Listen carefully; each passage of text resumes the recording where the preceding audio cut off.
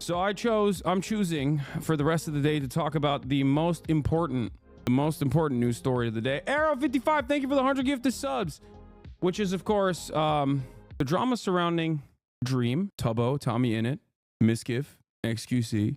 And then also I will dive deeply into another incredibly prescient, incredibly important, incredibly serious news story, which is pirate software. Okay? That's right. I'm going to be talking about WoW raids. So if you were expecting me to talk about Israel-Palestine, if you were expecting me to talk about the ceasefire, make no mistake. That is not what we'll be talking about. We're talking about huge drama. Huge drama today. I'm kidding. Of course, I'm not going to be talking about those things. All right. Anyway. But yeah, there's a lot to go over today, and I'm going to go over it. And I'm not even, that's it. That's my personal news segment. This is like short and sweet and brief. Okay. We're just going right into it. Ceasefire announced what Biden couldn't do in 15 months. Trump did in a week. What are the details? Why is Brandon, trying to take credit and more? But yeah, I literally didn't go to sleep last night so I could watch the stream. If you unironically did a drama stream, I would have video gamed. Yeah, no, I'm not going to do a drama stream. Don't be crazy. My podcast episode with Teamsters President Sean O'Brien, Teamsters leader Sean O'Brien, is also out. This is the first episode of Better Bad Ideas with Sean O'Brien. So I'm going to need you guys to go and show that some love as well. Okay, it's out. It's going to be dropping every Wednesday, it seems, but, go show that some love. It's an hour and 20 minutes of us back and forth having a conversation about labor unions in America, unionization in America, and what Sean seeks to get out of the Republican Party potentially in this new upcoming administration. But we will get to that when we get to that. There is some time for that as well later. But like I said, ceasefire announced. Anyway, 2025 off to a banger start. Okay, just like you predicted, there's idiots who think Trump won't give Israel what they want later. Listen, for the time being, Trump is my man. Okay, I don't care. It's a brief moment. It's a brief moment of solace. Do you understand? For the time being, if the bombs, if the bombs stop, then they stop. Anyway, if Trump gets Ukraine to ceasefire, they give him a Nobel Peace Prize. I mean, yeah.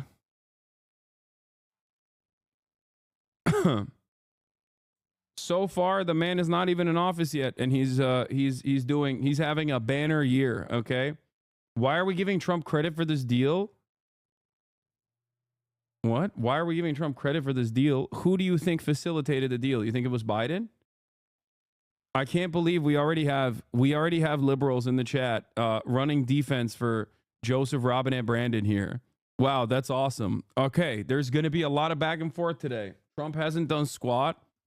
Yeah, okay, sure. I thought you negotiated a ceasefire. Yeah, like my input on the negotiations of the ceasefire is the same as Anthony Blinken's. Okay? Anyway, did you know Hezbollah committed an act of terrorism on October 7th? Yeah, I know he said all that stuff too. All right, we're going to get to it. We're going to get to all of it, but I'm seeing that a lot of people are basically choosing to give credit to the Biden admin here, which is the most insane thing I've ever heard in my entire life. But it's great. I'm glad that we have insanity that is alive and well. Okay. I'm glad that insanity is alive and well in this community. Okay.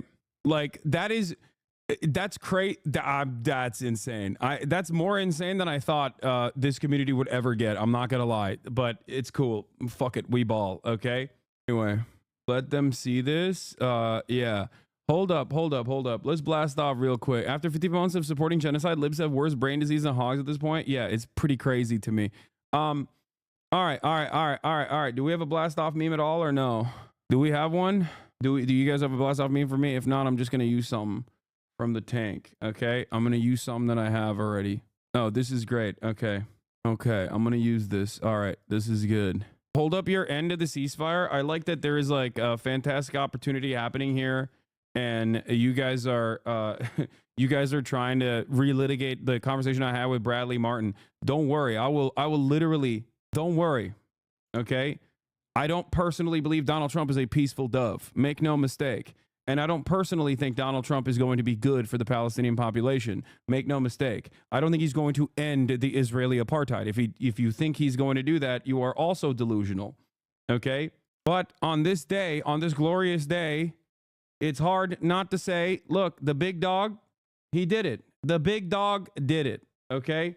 But we'll talk about the details of the ceasefire and what's going on with it, and where I foresee what I foresee are the next steps in a second. Okay, that's it. You don't have to give credit to Biden or Trump. Wait, what? Yes, I will give credit where credit is due. If you want my analysis to be correct, then it's gonna, there is gonna be credit being offered to Donald Trump. That's what dog should take. He literally said he's going to allow Israel to fight Palestine. In the same breath, he took accountability for the ceasefire. Anyway, we'll continue. We'll talk about it as well. All right, where are we? Where were we? I'm already annoyed. Okay, I just got started and I'm already annoyed with everyone. Does Demasius have a playlist or not? Because if not, I'm just gonna, I'm already blasting off. Okay, I'm already blasting off. Here it is. Where is it? Where is it? Where's my blast off? Oh, here it is. No credit Israel's done with Gaza. Anyway, Israel's a wasteland. What? They have the West Bank to take over now? Okay. We'll get to the live coverage as well. We'll start off with Al Jazeera. There are already celebrations taking place on the streets. Hours turned this whole area into a stage of celebration, something that we're not used to see as early hour of this morning. And what we see in the past days, this area here at the hospital used to be a stage for funerals for bodies that are killed and brought to the hospital, much of it filled with agony and sadness. But the past couple hours have been particularly different, more of an expression of much of the feelings that have been suppressed for the past 15 months. And without going into the details of the terms, people came together and got in groups here celebrating, whether in the hospital or in the streets on 10 sites across the Gaza Strip and further in the northern part of the Strip in Al-Mawasi. Damn, my guy would have given Reagan credit for releasing the Iranian hostages. I think the thing that you don't understand in that process is that even if there was incompetence, you're talking about a foreign adversary, not stopping a foreign ally. Okay? Joe Biden had the opportunity to do this with one phone call. I talked about this virtually every single day for 15 months, that Joe Biden can stop this today. He can stop it tomorrow. He can stop it yesterday. He chose not to do so. Do you understand? He chose not to do so. Israel was the party that was responsible for refusing to recognize the conditions set forth by Hamas early on, the conditions that Joe Biden represented as the conditions that Israel had placed on the ceasefire negotiations on July 2nd. And the deal that is in place right now is virtually identical to those deals. There have been more than 30 different instances where Hamas tried to facilitate a ceasefire. Israel refused it every step of the way. Joe Biden made it seem as though Israel was not the actual responsible party for refusing to deal with a ceasefire, and it was actually Hamas that was ruining it. And that's what's crazy about the situation, because Joe Biden had virtually every moment, every opportunity, all the power, all the cards to stop this by forcing Israel to meet his demands. And for a lot of liberals, I think this is impossible to contend with. Okay. Giving Donald Trump the opportunity to take credit for the ceasefire is entirely in the hands of Joe Biden. Okay. That's it. It is entirely in the hands of Joe Biden. If you think that Trump, additional pressure from Trump, and the whole cut it out narrative that Trump applied in this situation, or maybe even a secret side deal that he cut with Benjamin Netanyahu, which will inevitably lead to possibly infinitely more bloodshed down the line, which I do believe he did. Okay. But if you think that Donald Trump was not the mover and shaker in this circumstance, and it was Biden, and he just simply couldn't facilitate this for 15 whole months and was able to do so in the last second, you're out of your mind. Here it is. A diplomat briefed on the ceasefire negotiations between Israel and Hamas credited progress in the talks in part to the influence of President-elect Donald Trump, saying it was the first time there has been real pressure on the Israeli side to accept a deal. Who was ruining the deal? Who was refusing to abide by the deal? Was it Hamas? Was there more pressure necessary on Hamas? Was that the case, chatters? Did you learn nothing from my coverage for the past 15 months on this? Is that, you didn't hear anything? You just went, la, la, la, la, can't hear you? No, Biden kept lying over and over again. Anthony Blinken kept lying over and over again throughout the entire process. There are numerous instances where I continuously showed you over and over again that Anthony Blinken would go on tour and openly state that it was actually Hamas that was a spoiler of the deal. It was actually not Israel that was a spoiler of the deal. It was a Hamas. When we could see with our own two eyes who was actually spoiling the deal. So one must ask the question, why was Anthony Blinken and Joe Biden actively defending the Israeli side of the conversation? And why is everyone saying Trump pressured Netanyahu? Come on, man. Y'all are out of your goddamn minds if you think that the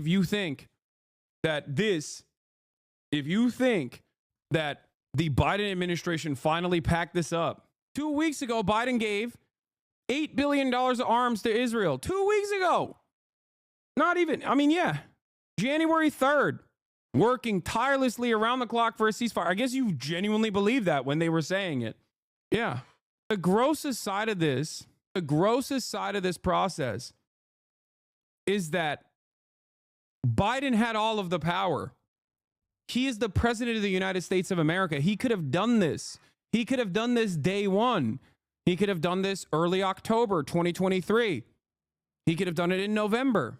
Anthony Blinken and Joe Biden actively sabotaged the peace talks, the ceasefire talks, and defended the Israeli side by lying to the public. Here it is. Blinken apparently tanks ceasefire negotiations by fabricating a story to make Netanyahu look good. One of the many lies the Biden-Harris admin told to shield Israel from criticism. This is from the Times of Israel reporting from a couple months back.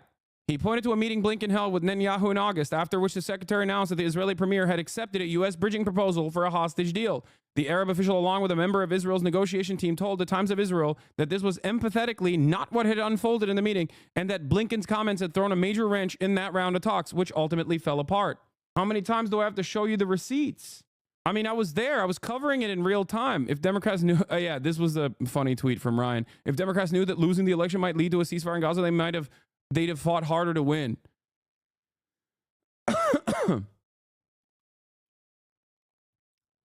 Yeah. Credit where credit is due. Okay. The Teflon Don. He did it. The Mad Lad.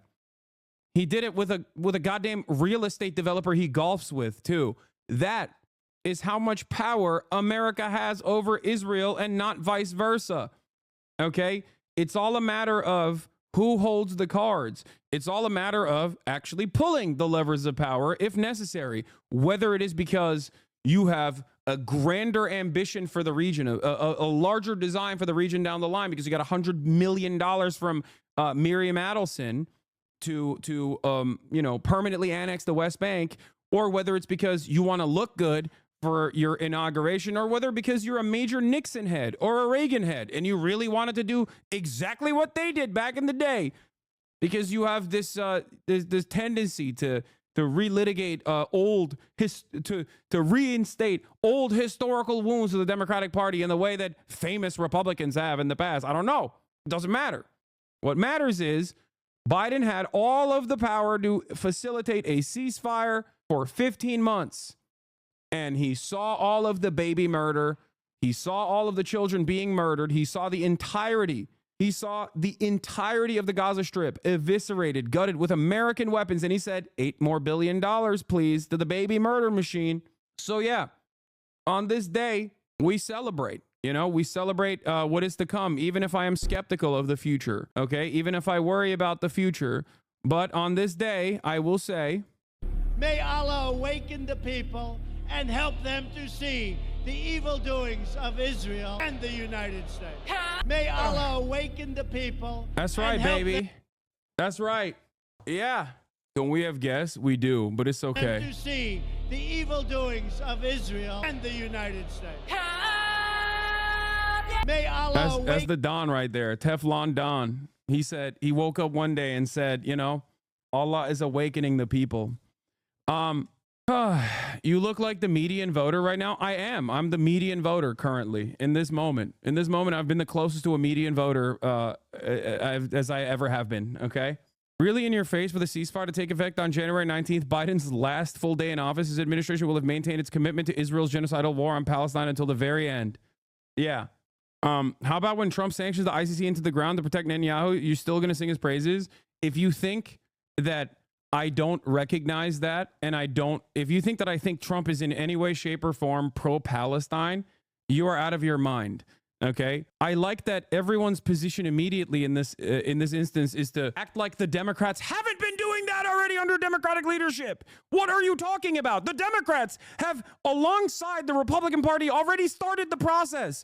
So what are you talking about? You know what they didn't do, though? Facilitate a ceasefire. So shut up. What is this argument? There is no defense for the Democratic Party on this day. There is no defense. It's just untrue. You want something. You can be critical of Donald Trump. You can shit on Donald Trump, and I certainly will for the rest of this day. Okay? But in this very moment, if you are reaching so far and wide that you make it seem as though Joe Biden had anything to do with this, aside from routinely allowing Israel to just do whatever it wanted over and over and over and over again, you're out of your mind. Anyway, yeah, remember the ceasefire button was a youthful TikTok fantasy. Here's Matthew Iglesias. I'm out of touch with the youth, but my sense is that there are now millions of pseudo-informed people gassed up on TikToks and Instagram Reels who believe there's some kind of permanent ceasefire button in the Oval Office that Biden is perversely refusing to press. So what happened? What happened? Did Trump find the button? Was it next to the Diet Coke button? What happened? How do we hit the button? It seems like there was a button. Everyone kept saying, Hassan, you are so childish. You are so childish for making it seem as though this is just a simple phone call away. A ceasefire is a simple phone call to Israel, okay? Not to Hamas. No applying pressure to Hamas. Like they're literally Israel is genociding the Gaza Strip. What more pressure can you do than genociding an entire area where 2 million people once lived? That's it. You've maxed out on the pressure. Ridiculous. By the way, make no mistake. If Donald Trump also, just take photos is correct. If Trump is also able to overturn the TikTok ban too, oh my God, dude. It's an endless faucet of pro-Trump sentiment coming from, Trump is going to give the Republican Party the Reagan advantage for generations to come. Okay. And there is no liberal counter. There is no institutional counter to any of this stuff. He's just taking advantage of the ginormous failures, the patently and roundly panned awful decision-making of the Democratic Party to make himself look good. The button was Bibi's candidate of choice for winning. You're out of your mind, dude. Benjamin Netanyahu has no say in this process, okay? All they can do is try and undermine American interests in the region. But at the end of the day, if America's like, oh, yeah, you're going to continue killing people even though I want you to do this ceasefire. OK, how about no more weapons? What's going to happen when they don't get Tamir interceptors, dude? What do you think would happen if American cruisers and aircraft carriers in the region go, OK, we're turning around then? What do you think happens to Israel then?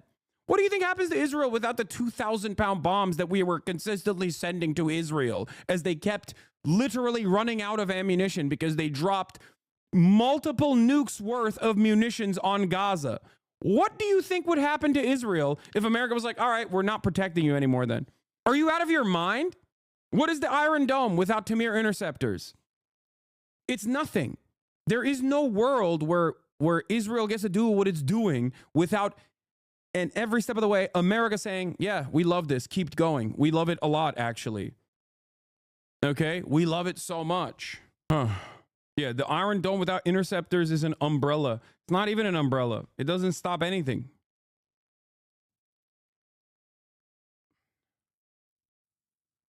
The reality is the reason why nothing has happened for the whole time Biden was in power is because he's completely disabled. My friends, the intern in DC and young people are to talk. No, I mean, Biden's ineptitude aside, like they wanted this. The Democrats as a administration wanted this to continue. Okay. The narrative for Hogs is now Trump is just better at applying pressure.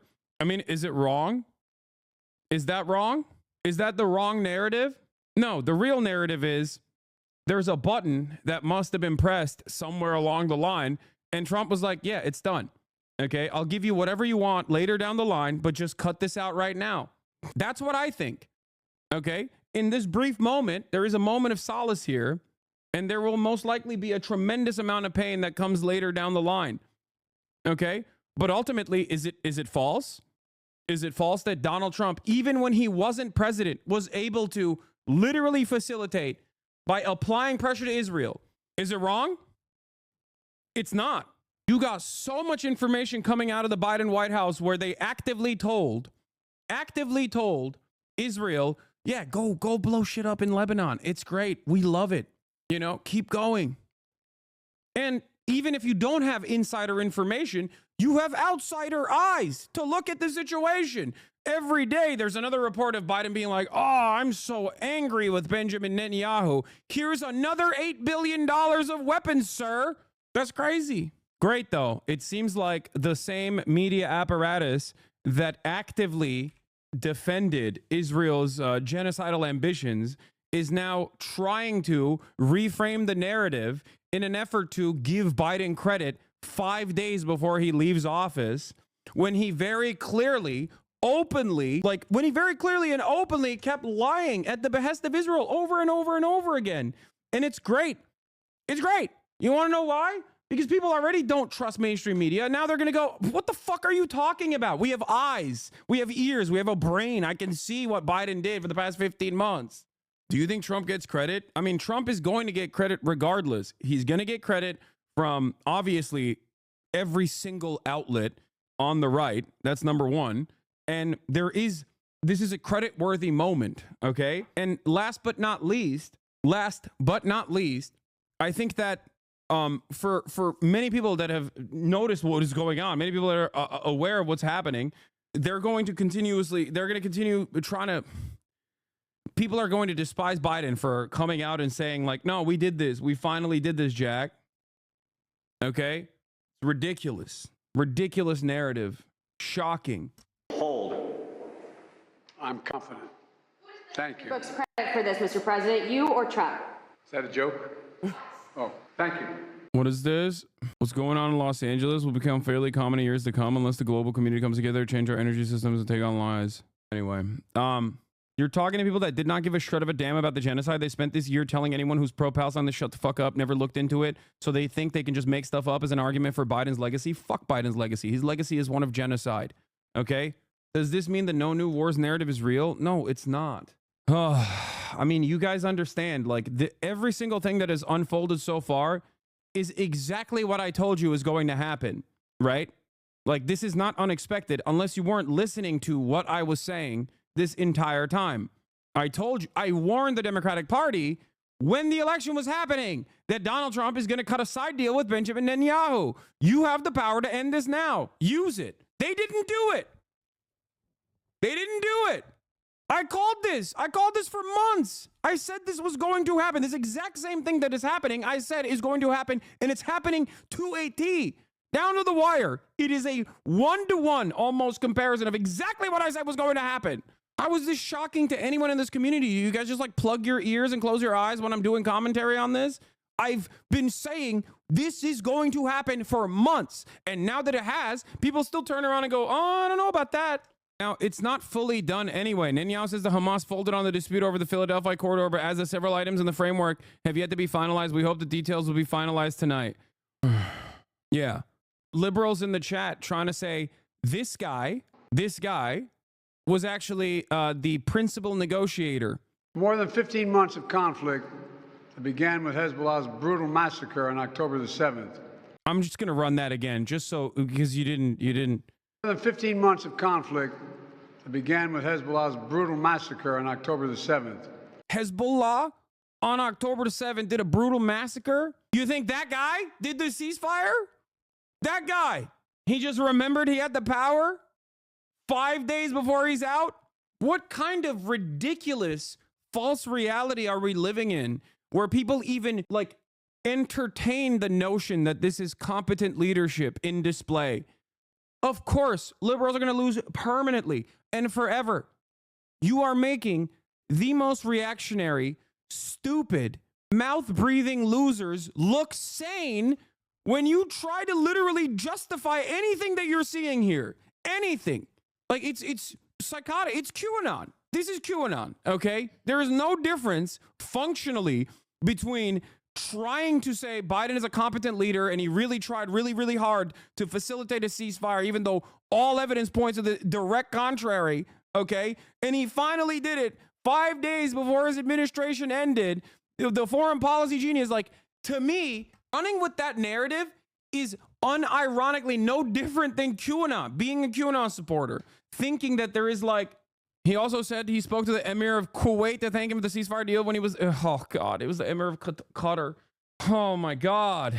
He doesn't have a PhD in foreign policy, chat. He's just that good. This is Twitch liberals right now. Most vindicated image in political history. Okay, smart guy, let's see you take a crack at it. Oh, I love that.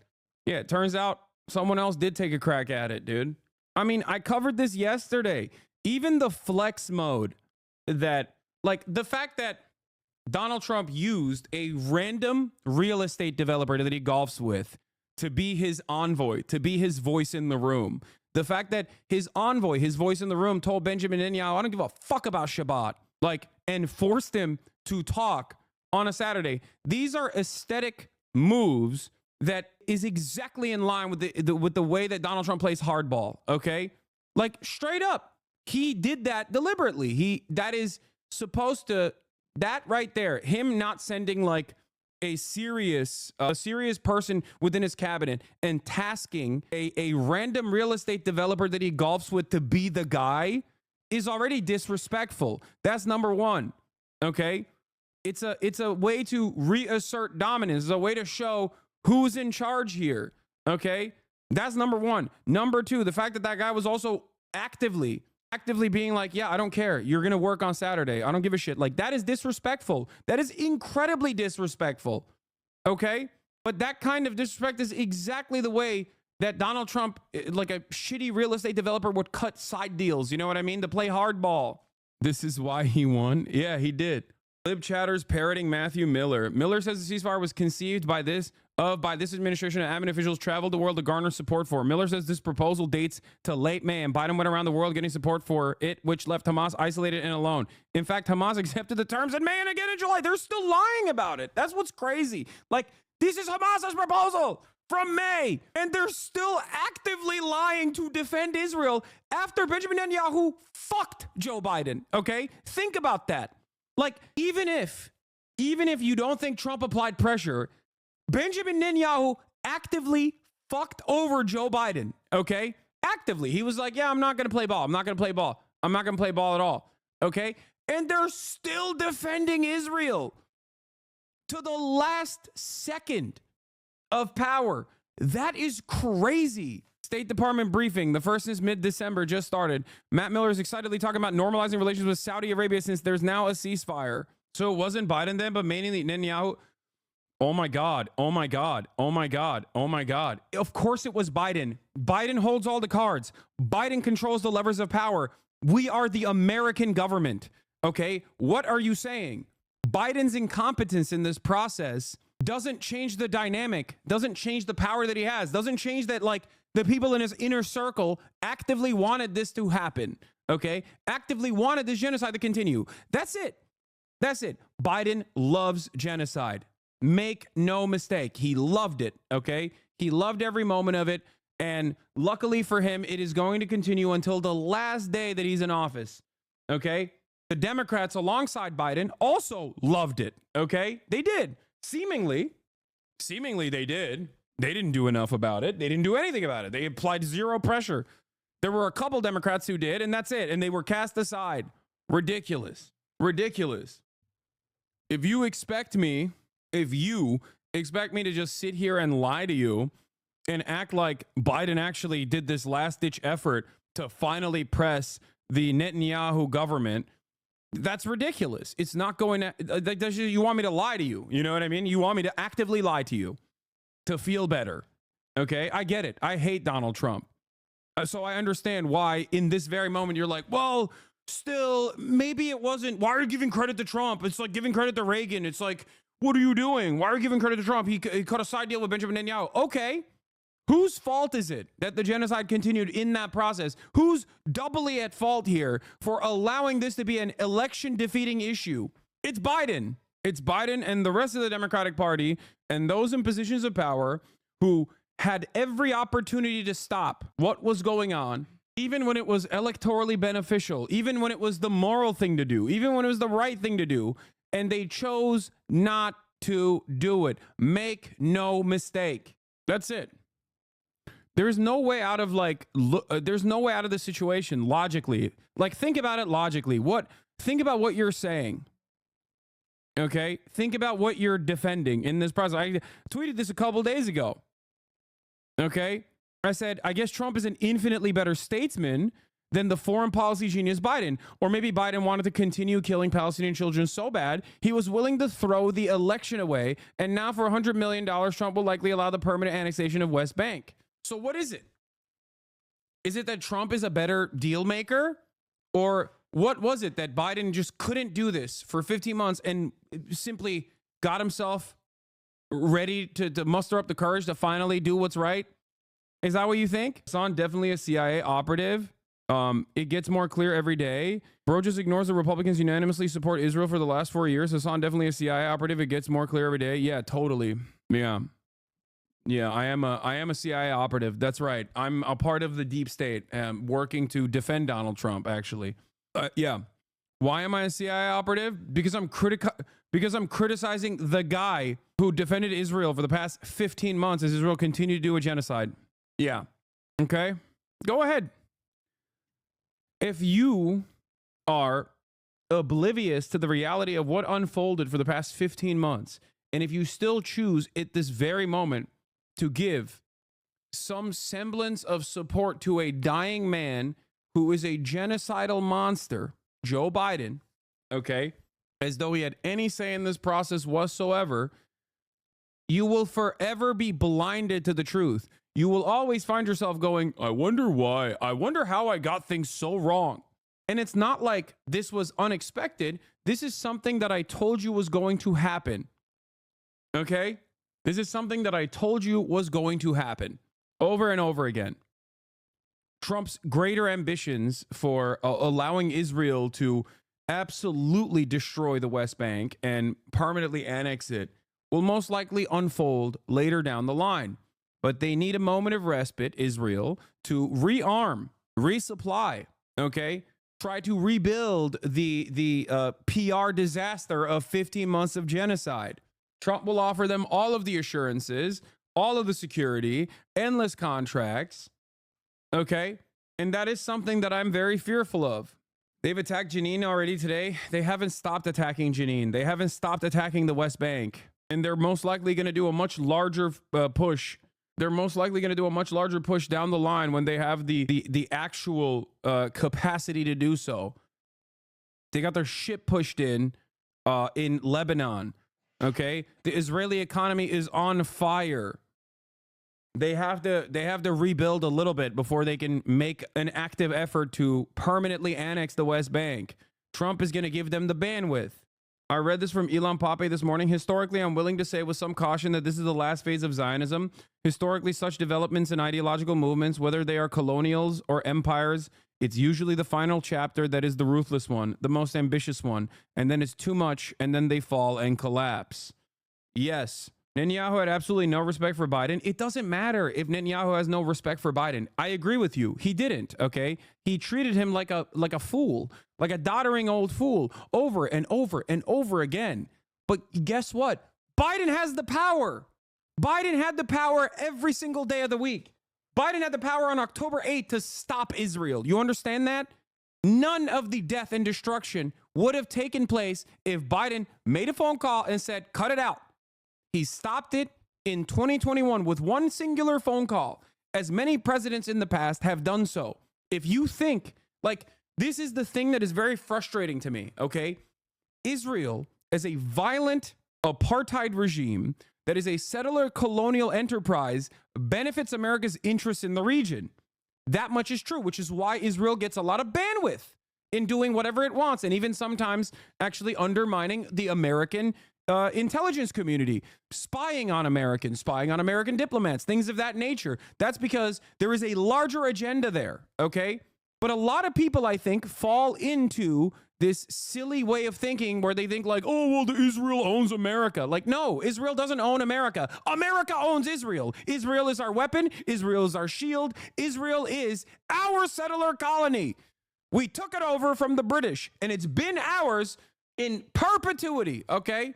The British started the process, and we took it over, and it's been ours. It's the 51st state for a reason. So the idea that like Biden was being made fun of and being bullied by Netanyahu and thinking that that has any sort of play here, aside from reasserting the idiotic nature of Joseph Robinette Brandon, is so silly, is so stupid. It's false. It's false thinking. Want to remind everyone that the majority of Americans think Israel's committing a genocide. Overwhelming majorities want a permanent ceasefire, and it could have been done with a 10-minute phone call from the White House that ends with no more weapons till you listen. I said this on August 7th, 2024, a month after Biden came out and lied and said this is Israel's own deal. Israel refused to sign the deal. Scahill said today that the Trump won the ceasefire narrative is true, but it also shouldn't be overstated, as it also works to give Netanyahu domestic political coverage with it being so unpopular. What do you think about that? It doesn't matter. I'm not covering this from like the Israeli side of things. Benjamin Netanyahu is self-interested. And part of the reason why he probably did this is because he truly believes that Trump has his back. Okay? Hold on. Anyway, I know Bernie gave me a shout out. I know. I'm not gonna cover that right now. We're covering something else. Did Twitter just go down? What is going on? My Twitter is busted right now. Yeah. Here, I want to show you two different things as well that make no sense in terms of like the way that Biden and Kamala Harris operated. Look at this. Number one, adults' historical rating of U.S. presidents. How do you think each of the following presidents will go down in history as an outstanding president, above average, average, below average, or poor? 37% said poor about Joseph Robinette Brandon.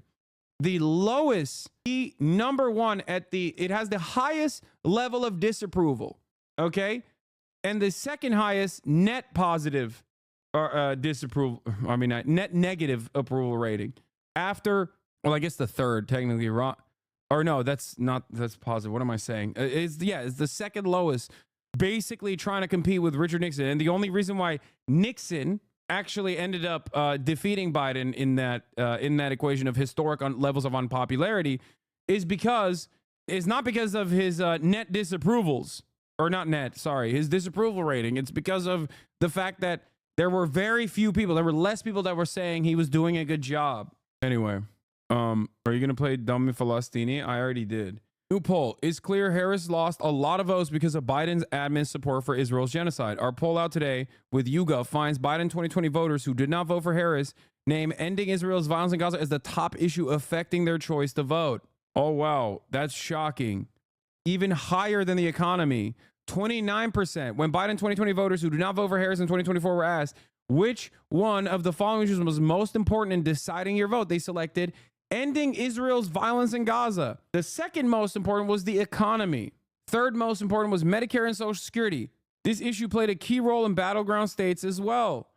Across 6 battleground states that flipped from Biden to Trump, 20% of these voters said ending Israel's violence in Gaza was their top issue. The second most cited reason behind only the economy. Remember that. And I showed you 30 plus polls on this matter throughout the election. And I begged people to listen and no one did. And here we are. And people are still trying to play catch up and actively make it seem like the reality that unfolded in front of your eyes is actually not real. I don't know why it's so hard for a lot of chatters to comprehend that like Biden wanted to ride Israel's dick so hard that he would die on it. Okay. He wanted to die on that penis. That's it. And he killed the Democratic Party's chances of thwarting the second Fourth Reich installation in the United States of America. That's it. Here we are. Here we fucking are, dude. And people are still trying to actively make it seem as though he did a fantastic job here. It's crazy. There's going to be additional battles here with allowing third-party investigators into and NGOs into Gaza. Israel's going to try to stop that. Donald Trump is probably going to play a role in not allowing that to happen. Okay, there's going to be a lot more. There's going to be a lot more violence to come. There's going to be a lot more hatred and awfulness to come out of this process. I do not for a second believe that Donald Trump is in any way, shape, or form invested in the defense of Palestinians. But make no mistake, that doesn't mean that Joe Biden was in any way, shape, or form invested in the defense of Palestinians either. None of them are. Of course, the only judge that ruled for Israel gets to be the next president of the ICJ. Oh, great. Major shift at the ICJ as pro-Israel judge poised for presidency. Great stuff. This is why I'm so frustrated, because Palestinians have no allies in any of these institutions. None whatsoever. The only ally the Palestinians have is the truth, okay? The only ally the Palestinians have is morality. And that's what's crazy about it, because these institutions are deeply immoral. It's a terrifying predicament. Even if there's a Biden ceasefire, the idea that he will be remembered for this and not for how long he let the genocide go on is a liberal fantasy. He had the ability to get this exact deal through at least 8 months ago. Could have done something else even earlier. Also, normies are never going to see this as a Biden's deal. They'll see it as Trump's deal if they remember it at all. Yeah. Good threads on some initial thoughts on the ceasefire from Yusuf Munayer. A few thoughts on the ceasefire agreement, which seems to be reached, perhaps even announced from Doha in the coming hour. Thank God. The 2 million people in Gaza who have paid the highest price over the last 15 months desperately need this evil genocide to come to an end. From mass killing to starvation to ethnic cleansing and displacement, what they have endured is not something anyone should have to endure. The world has failed them time and time again, and we must hang our heads in shame for these failures before them. The effects of this genocide over the last 15 months, and let's hope the bombs stop permanently now, will still be killing Palestinians for years to come. From unexploded ordnance to the destruction of the health system, the cancer-causing poison that has saturated Gaza's landscape from Israeli bombs. The mass killing of Palestinians is likely to continue even if it shifts forms. It is also highly likely that Israel will continue to bomb Gaza after the ceasefire agreement, just as it did in Lebanon. The exchanges make this a little different, but constant monitoring from the guarantors will be needed to ensure it doesn't just continue after or during phase one of the exchange. From the U.S. end, the enforcement will come from the Trump admin, so we will see how that goes. This ceasefire could have been achieved months ago. Since the 7th of October, the Biden administration and Netanyahu have been navigating a process of finding out how to swallow the failures of that day, and their only answer has been to attempt to wash it away with ever more Palestinian blood. This didn't work despite their best efforts, though Netanyahu, for now, is in a more secure political place than he was in late 2023. That is the main reason we are seeing a deal be agreed to by Israel, even as Palestinians have been offering an exchange and calling for a ceasefire since October 2023. Netanyahu and Trump would like to make it seem like the ceasefire is a product of Trump's magic, but it is primarily a product of Israel's failures on the ground. Their military has succeeded in destroying Gaza and civilian life, but Hamas's numbers, according to Blinken yesterday, haven't changed much, which is the least shocking thing of all time. After 15 months, this is exactly what happened with the Taliban too. After 15 months, the Israeli military was still taking losses in towns they cleaned multiple times. In the process, the Israeli military probably killed numerous Israeli hostages. Since Hamas has been long willing to make an exchange deal since October 2023, 9th of October 2023 is the first time that they were like, don't go into the Gaza Strip and we'll release all the hostages and give us support and release Palestinian prisoners. Some shape or form of this ceasefire negotiation that has been implemented has been pushed by the Hamas side since October 9th. Okay? Straight up. 30 plus times they put forth a deal for a ceasefire that looked almost identical to the ceasefire deal that is in front of us now. They could make a deal when they were ready to say yes, so they played it out alongside American politics and delivered this little victory to Trump while thoroughly embarrassing Biden, who has done everything possible to suck up to the Israelis anyway, even if it meant losing the White House to Trump. He will truly go down as the worst president in U.S. history. Netanyahu knows this round has run its time out, and he's hoping to cash in his credit with Trump, whom he will have less leverage over in the short term to continue his theocratic expansionist dreams in the West Bank, Lebanon, and Syria. While the pace of killing will hopefully slow in Gaza, Israel will likely escalate and extend his violence elsewhere. Do not take your eyes off Palestine. This is precisely what Netanyahu is counting on. Exactly. Haaretz is reporting that Netanyahu is already starting to sabotage the deal. Netanyahu's deal with Smotrich means abandoning 65 hostages in Gaza. Haaretz's Zvi Barel confirms the government has no intention of transitioning to phase 2. Breaking, Netanyahu promised to keep Smotrich include explicit commitment to resume the war after phase 1 until Hamas defeat, change combat conditions including heavier weapons, limiting humanitarian aid, annexing territory, and encouraging immigration. So they want to settle northern Gaza. That has been their primary purpose of this, okay? That's what they want to do. That's what Bezalel Smotrich wants to do. That's what Itamar Ben-Gvir wants to do. And he's giving them assurances. Now, having said that, if this translates to some kind of retaliation, encouraging immigration, forced displacement. Yeah, encouraging immigration both from the settler side and forced displacement for the Palestinians. This is what I predicted would happen in my 2024 predictions. If you recall, it just took an extra year. It didn't happen in the year 2024, but basically that is their grand ambition in 2025. They ultimately want the entirety of the Gaza Strip. They want they want mass ethnic displacement in the Gaza Strip and to basically completely repopulate it. Now that is the far right of the cabinet that is filled to the brim with far right individuals, regardless. Like the Likudnik are also obviously far right. Anyway, I am still fearful. I am still fearful that they will drop they will drop this deal. But I think that makes Trump look bad, and Trump cares about the way he looks, especially if like people care about what's going on in Palestine right now. When eyes are on the prize, like Trump wants a gift for his inauguration. Basically, it sounds stupid, it sounds silly, but I'm sure he's made side assurances to Benjamin Netanyahu that he will protect Benjamin Netanyahu, but ultimately he has the power. Yeah, I said Bibi would give Trump an optics win at first and then go harder. Exactly. But that means there must be an optics win in the interim, in the short term. And if if Benjamin Netanyahu keeps pummeling Gaza in the interim, in the short term, that doesn't give Trump the optics win. And I told you this down to the minutia, like down to the very last detail. This is what I said is most likely going to take place. So far, that is seemingly what is likely taking place. Do I think anyone from the State Department will get legal recourse? No. Anyway. On his Truth Social. This epic ceasefire agreement could only have happened as a result of our historic victory in November, as it signaled to the entire world that my administration would seek peace and negotiate deals to ensure the safety of all Americans and our allies. I am thrilled American and Israeli hostages will be returned. Didn't you say you'd praise Trump if he had a hand in this? I did. I gave him I wore the Trump hat. Everyone got mad at me. Yes, I said that. I also said that Donald Trump is not going to end the apartheid.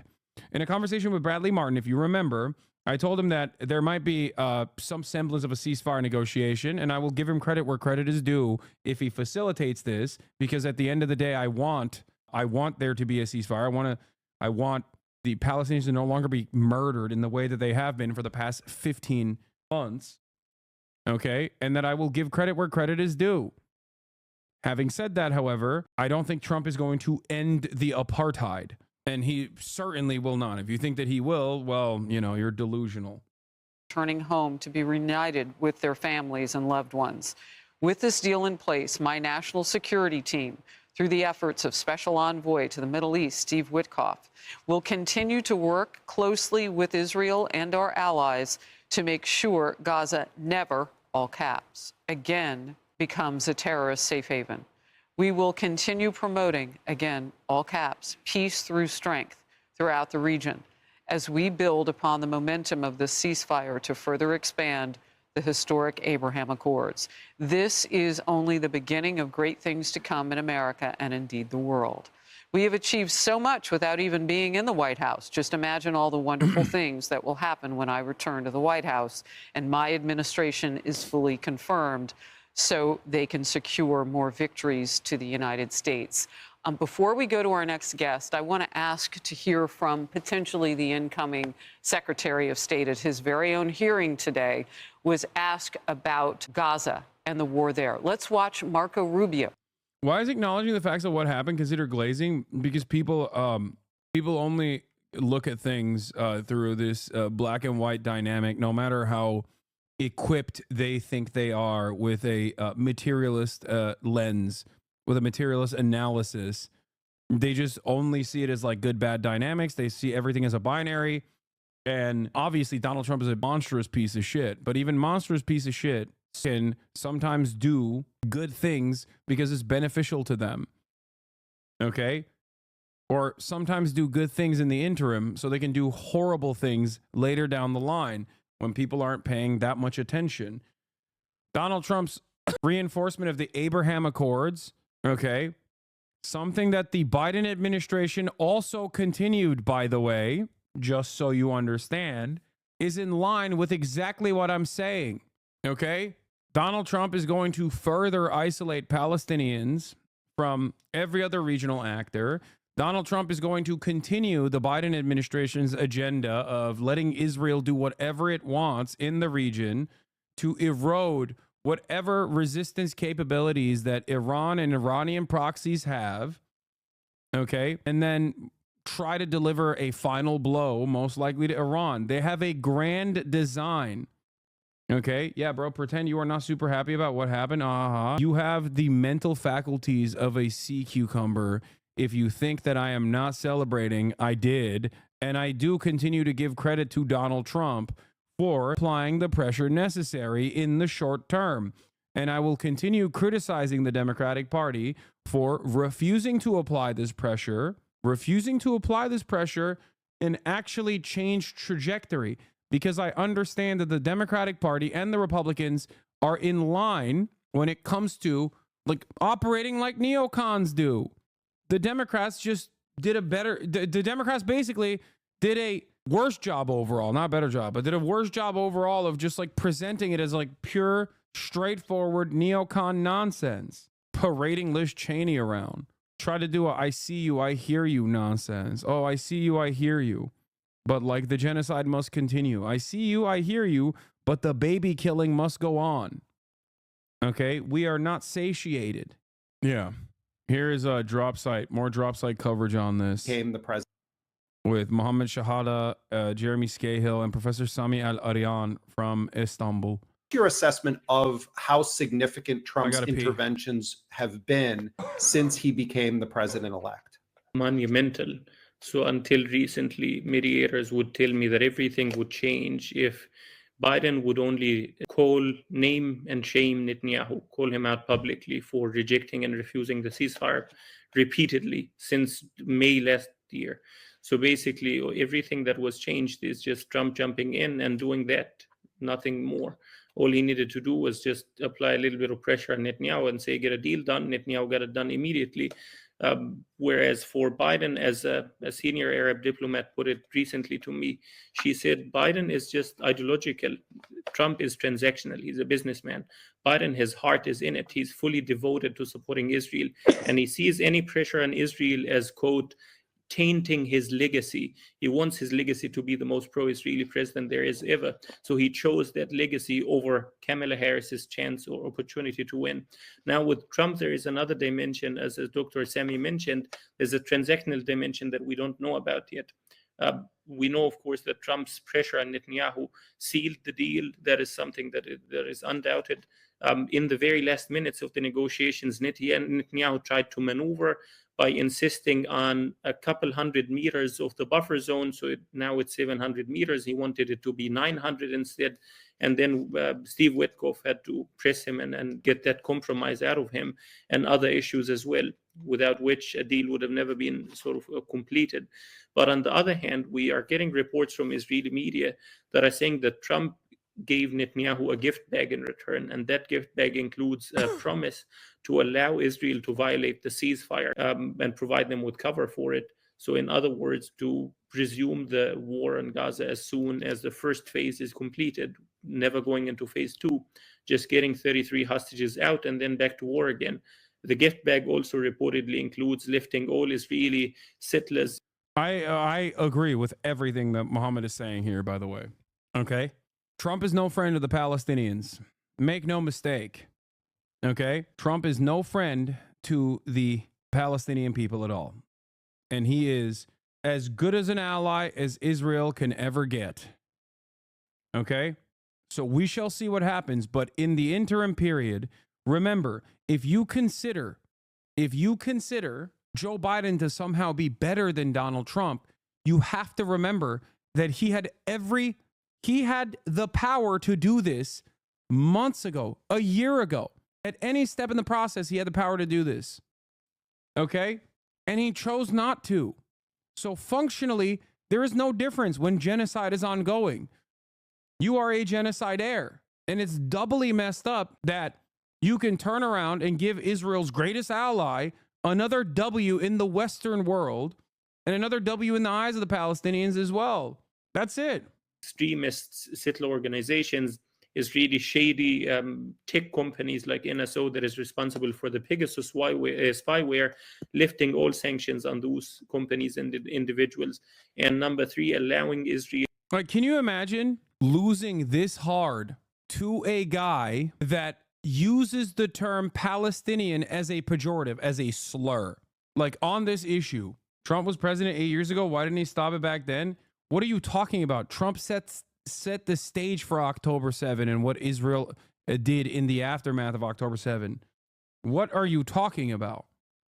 Donald Trump's Abraham Accords, permanent recognition of the permanent annexation of Syrian territory, Golan Heights, the embassy move to Jerusalem, directly led to Palestinians feeling increasingly more isolated. Okay? He set the stage. Biden also continued it, didn't go back on any of those decisions, and then kept steadily rearming the Israeli government as it continued its genocide, while simultaneously going, oh man, we're just really working tirelessly around the clock for a ceasefire. Okay? American foreign policy is uniparty. It is bipartisan. Okay? American policy on Israel only goes in one direction. And Republicans do have a tendency to make things worse, at least historically. And I suspect that Trump will make things worse for what is to come down the line. But if the Democratic Party actually wanted to stop this because they cared about the Palestinians or the bloodshed or anything, if they cared about winning this election, they would have applied this pressure instead of Donald Trump. And they didn't. A major chunk, a major land grab or land theft in the West Bank. So that might be the case. It checks out. The other thing is that this morning, until the very last minute, we're getting reports from Netanyahu saying that he's telling Bezalel Smotrich, no, don't worry. It's only going to be a pause. It's not the end of the war. We will resume the war again. And in return, Smotrich asking for, quote, forcing Gaza migration as one of his conditions, is that even if there is a ceasefire, even if the war ends, you need to maintain conditions in Gaza as hell on earth, make it as uninhabitable as possible, ban concrete and cement from going in like Israel did in 2014, prevent reconstruction, and then people will leave, will have no option but to leave or face death by starvation, cold, or disease. So that's just on its face, the optics are insane. This dude is a real estate developer. Yeah, you do understand that is deliberate, okay? Like, the fact that he sent this guy from Mar-a-Lago and not like a former State Department official that is going to be in his current cabinet or whatever is also by design. The fact that this person was de facto Trump, right? Like, this guy is Donald Trump. Stephen Witkoff was going to operate as though he is Trump, right? So Donald Trump sending him over is a fuck you. Okay, is a way to reassert dominance, to basically say, like, we are the ones who hold all the cards. That's number one. Number two, like, forcing Netanyahu to come and work on a Saturday. That is optically something that Democrats are terrified of doing, that Donald Trump would absolutely do. That's like a classic real estate, like shady real estate guy who's like, no, I'm the one with the dick, okay? I'm the one who holds all the cards, not you. Okay? And they did that. They pushed for, they were the ones who actively, according to people involved in the deal-making process, they're the ones who finally actually pressured the one party that was stopping this deal from going through, Netanyahu. And I do think that there are side deals that they likely committed to in secret, and we will see what that looks like down the line. But for the time being, okay, if you think that Trump's pressure did not actually play a role, you are wrong. Even if it's purely performative, even if it was purely for optics, even if it was purely to start the new administration with a big W, okay, you have to recognize that Donald Trump read the room, saw that there was unimaginable amount of anger and resentment towards what the Americans were doing with our tax dollars, which, make no mistake, I do not think that Donald Trump is going to stop giving weapons to Israel, okay? He is, if anything, he's going to give more weapons to Israel than Joe Biden, if that's even possible. Okay, but understand that he basically he played a very significant role in, you know, forcing Netanyahu to heel here, at least in the short term. So keep spamming. I agree with you on a lot, but giving Trump credit for this is insane. You can spam it all day, every day. Okay. I still fear that what will come next is going to be significantly worse. But in this moment, it was Trump's pressure. Okay.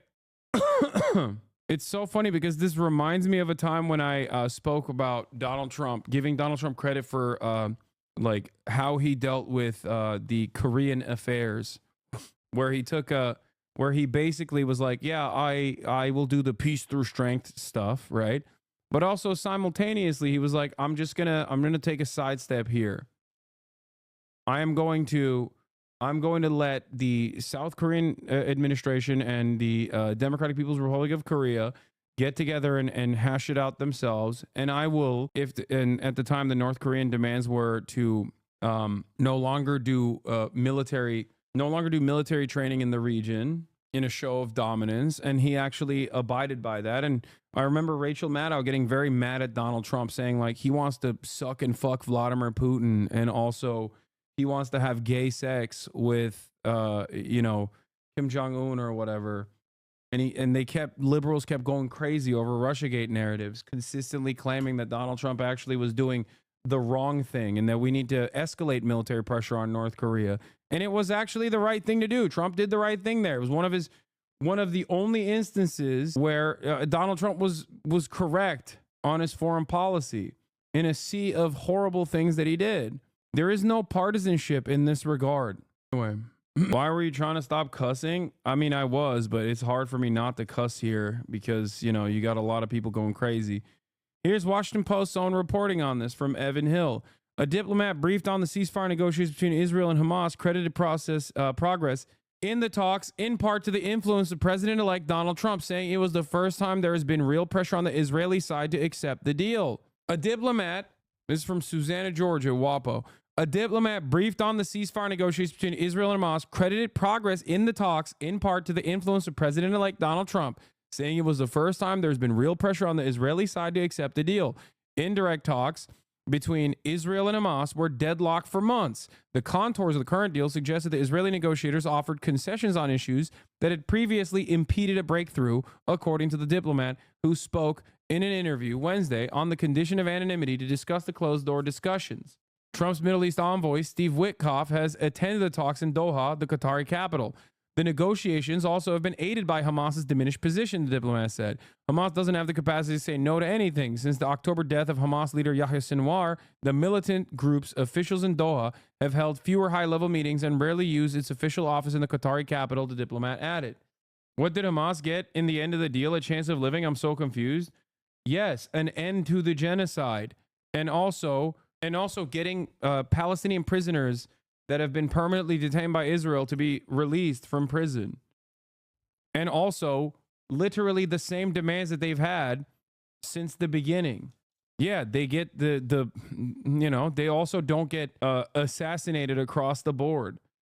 Because remember, Benjamin Netanyahu kept stating his goal was the complete dismantling of Hamas over and over again. The complete dismantling of Hamas. Hamas will never exist in the Gaza Strip. And instead of actually doing that, which was already something that Israeli generals openly stated was an impossible goal, by the way, some of those generals were removed from those positions too. Like you had war criminals like Yoav Gallant, who are no longer a part of the war cabinet, no longer the defense minister, who is an out and about war criminal, who said the Palestinians are beasts, like we have to starve them, we have to not allow them to have electricity or whatever. Like that guy was saying, there's no way that we can militarily end Hamas. It's like a ridiculous goal. It's not real. It's just a silly thing that Benjamin Netanyahu's repeating. Okay? That war criminal was correct in that assessment. Why is Trump doing the ceasefire? He can still allow Israel to annex the West Bank without the ceasefire. Israel cannot annex the West Bank while it's also simultaneously having its troops get blown up with IEDs and bathtub homemade rocket launchers in the Gaza Strip. Israel has to lick its wounds and re-up and rearm in order to do a full-blown permanent annexation of the West Bank.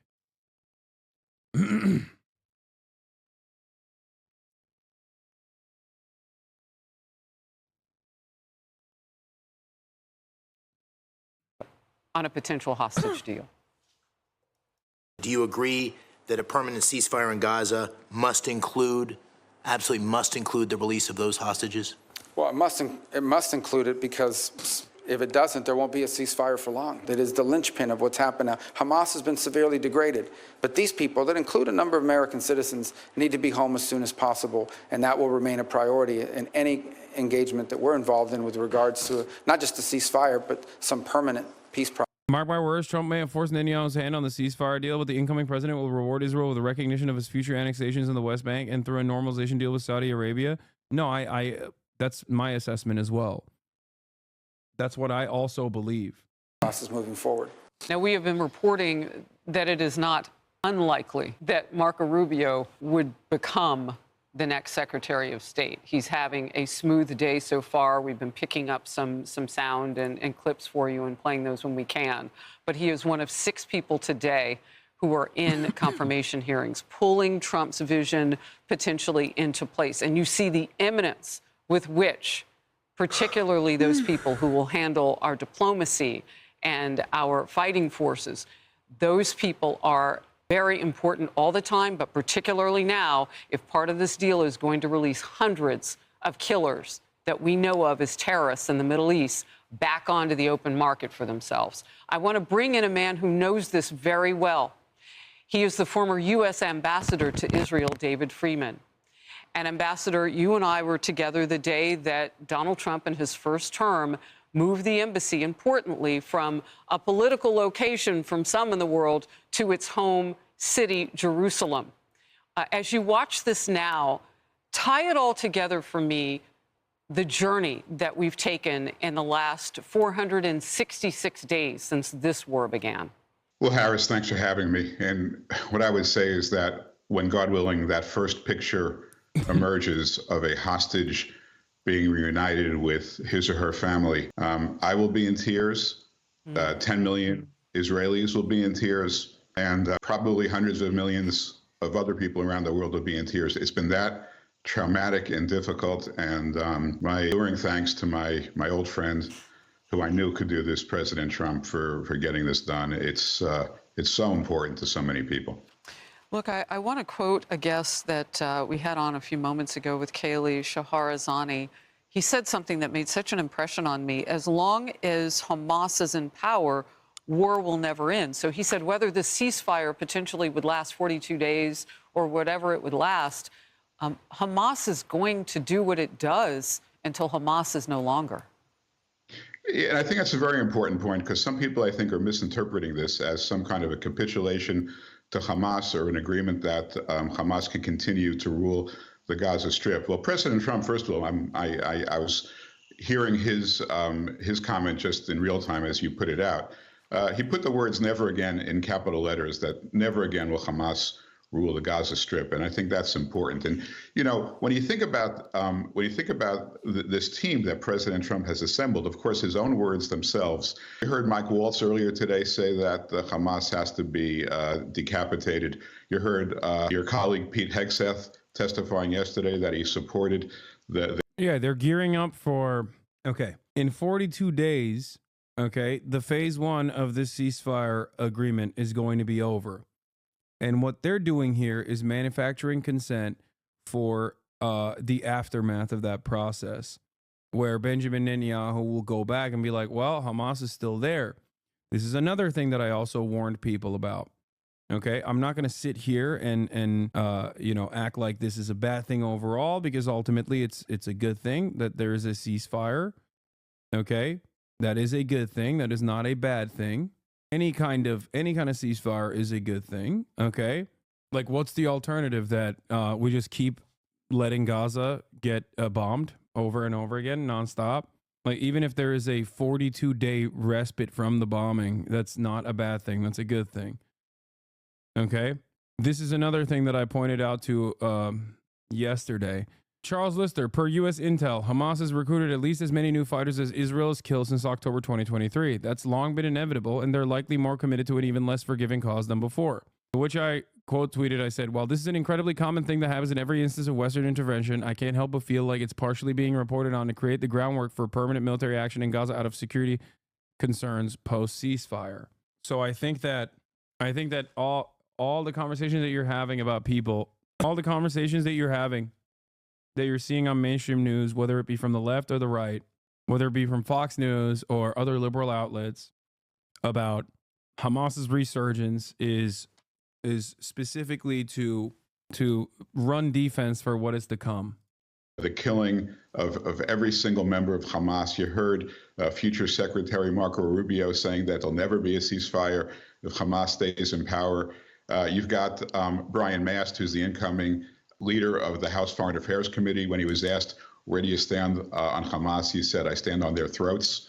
So there is no here that there's no future for Hamas. And frankly, I think it's the recognition by Hamas that their days are numbered, you know, that there is no future for them, that caused them to make a deal today that frankly, people had thought they agreed to 7 months ago, but apparently weren't willing to do. So I think this is all because of their recognition that with the incoming administration, they have no future.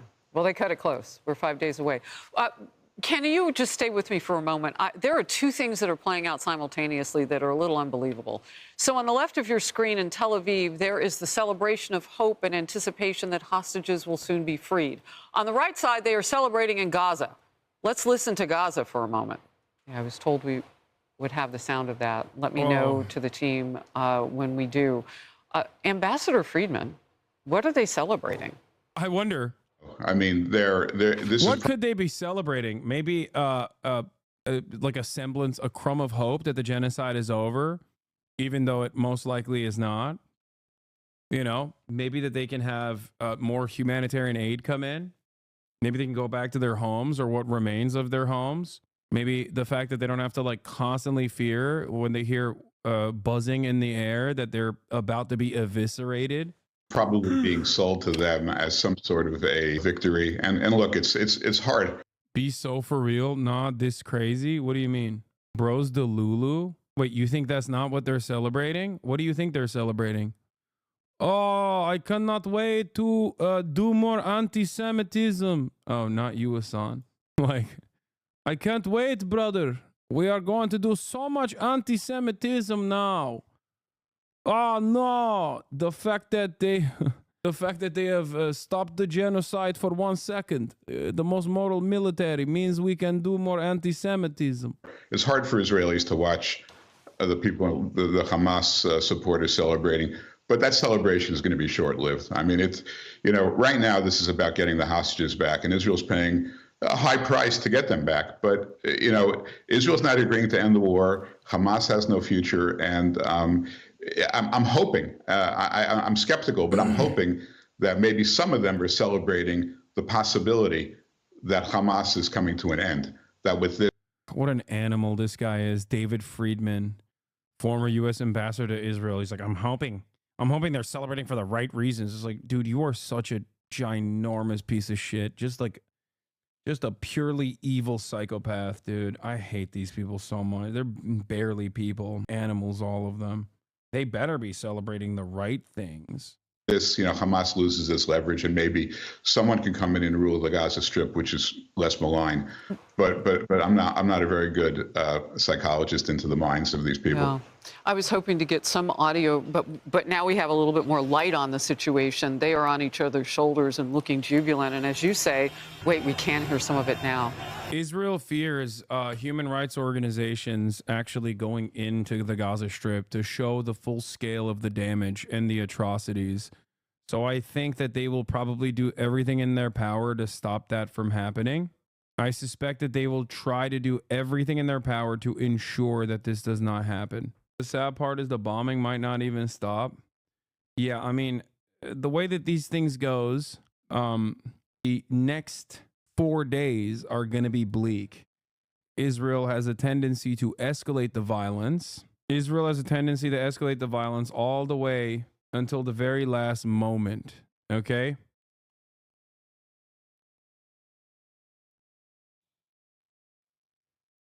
Oh, damn. My interview with Bernard Sanders actually made it to Daily Mail. That's cool. Bernie Sanders delivers scathing verdict on longtime ally Joe Biden as president prepares to leave office. Bernie Sanders said that Joe Biden's biggest failure as president was not being strong enough or able to communicate his economic policies to ordinary working class Americans. While he claimed Biden's record on domestic policy was strong, Sanders told streamer Hassan Piker that the president fell short on his goals. He has not been the kind of leader and communicator that made the record understandable to the American people. Despite listing several things he felt Biden had done in his 4 years, including being unashamedly pro-labor, Sanders said that Biden had ultimately been a disappointment. The truth is, given where the American worker is today, it is simply not enough, he said. Sanders claimed Biden should have gone further on his progressive agenda, raising the minimum wage and expanding Medicare. The Vermont socialist even went as far as naming something Biden did poorly compared to Donald Trump. Biden has accomplished a lot, but he does not do what Trump does and identify enemies, he said. He said that while Trump tends to place the blame on migrants or transgender people, Biden refuses to use equally strong messaging on corporate greed. Uncle B. Trump considers executive order hoping to save TikTok from ban in U.S. law. This just in. Statement from the mediators. Oh, from 2 minutes ago. Okay, I'm going to have Jeremy Scahill on in a second to talk about this stuff. Hold on. I love when the Dems muzzled Tim Walz when he tried to be the fighter we needed. Yeah. I also told you, like, I'm not like a believer that TikTok will definitely get banned. I don't think that is the case, but hold on. Journalists saying the aftermath is inevitable. When it finally happens, do you think any consequences will unfold for Israel? I'll just say this. I'm talking to some journalists who have operated inside of Gaza, who are from Gaza, and I'm working already to potentially go in as well if there is ever an opportunity to do so. I'm just letting you guys know in terms of going into Gaza. It is very dangerous, obviously, with how Israel operates in that area. But let's see if there's a way to safely do such a thing. Like I said, the key term here, the key phrase here is if it's safely. If it can be done safely, I will try to do it. All right, I'm going to call Jeremy now. Okay. Hello?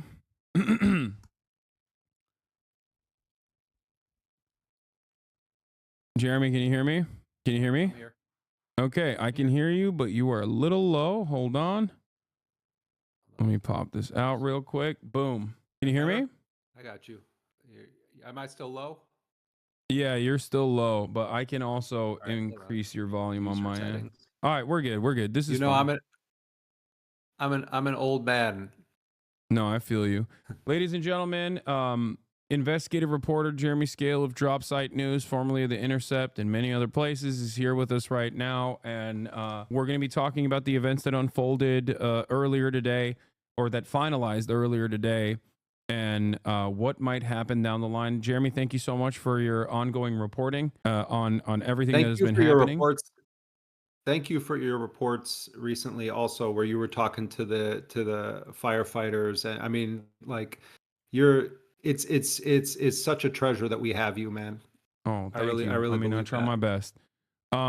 But in any case, there is a breaking story coming out of Drop Site, as a matter of fact, from the mediators on the Gaza ceasefire, from your institution. But before we get into that, I wanted to hear you break down everything that has happened in the last week or so, if possible. Can I show you one thing? I'm going to pull this up on my phone. I just want to show you something that relates to everything that we're talking about here, which is that I obtained today. I'm in touch regularly with people that are on the Palestinian negotiating team, and I want to share this. We didn't do this as a story, so like this is an exclusive here. I obtained a document that was agreed to by Hamas on Monday. It's Wednesday right now. We're speaking. On Monday, I reported and others reported that Hamas had told the mediators from Qatar and Egypt that they accepted the ceasefire framework. And Tony Blinken and others kept saying the same lie that they've been repeating for many, many months, which is, oh, we're waiting on Hamas. So what I received was the actual signed and stamped document of the ceasefire agreement that now is public, with the signatures of each of Hamas's negotiators. Look at this. You see there? Yeah. Okay. This was delivered to the mediators on Monday. And Antony Blinken and other US officials and Israeli officials continued up until hours ago to say, oh, we're waiting on Hamas. We're waiting on Hamas. This is what the Palestinians have been dealing with under Joe Biden for almost 16 months now, where there have been good faith efforts to try to engage in an exchange of captives. There are 10,000 plus Palestinians who are being held in Israeli prisons, jails, dungeons, more than 3,000 of them being held in this Orwellian administrative detention. And the negotiators who are working on behalf of the Palestinians, everyone says Hamas, but it's not just Hamas. There's multiple Palestinian factions that are involved with this. They agreed on Monday, and they actually put it in writing, stamped it, and they all signed it, all of their mediators. And Antony Blinken knew this because he was shown that document, and yet the lie continued to be promoted. You know, this is concrete evidence, and there's other evidence, but this is a piece of concrete evidence in the thing that you and I are going to talk about right now, that over the past few days, what has actually happened is that the Israelis were trying to insert new conditions.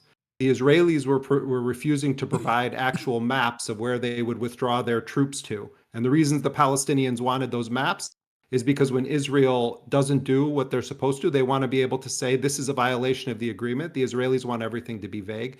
So, like, I didn't mean to come in hot fire at you here, but it's like, you know, I'm watching the commentary on this, and the notion that it's been, you know, Hamas that has prevented a ceasefire is a lie. How many Israeli, hopefully we're going to see a lot of living people come out of Gaza. You know, there are children, the Bibas children. You know, I hope as swiftly as possible that they are returned. They and their mother, you know, are immediately released. How many Israelis have been killed, you know, in Gaza as a result of this kind of lie factory when deals were on the table? You know, we don't even know how many Palestinians have been killed. The Hamas numbers, you know, it's more than 46,000. This is a dramatic undercount. Yeah. You were talking as I came on about wanting to go in there.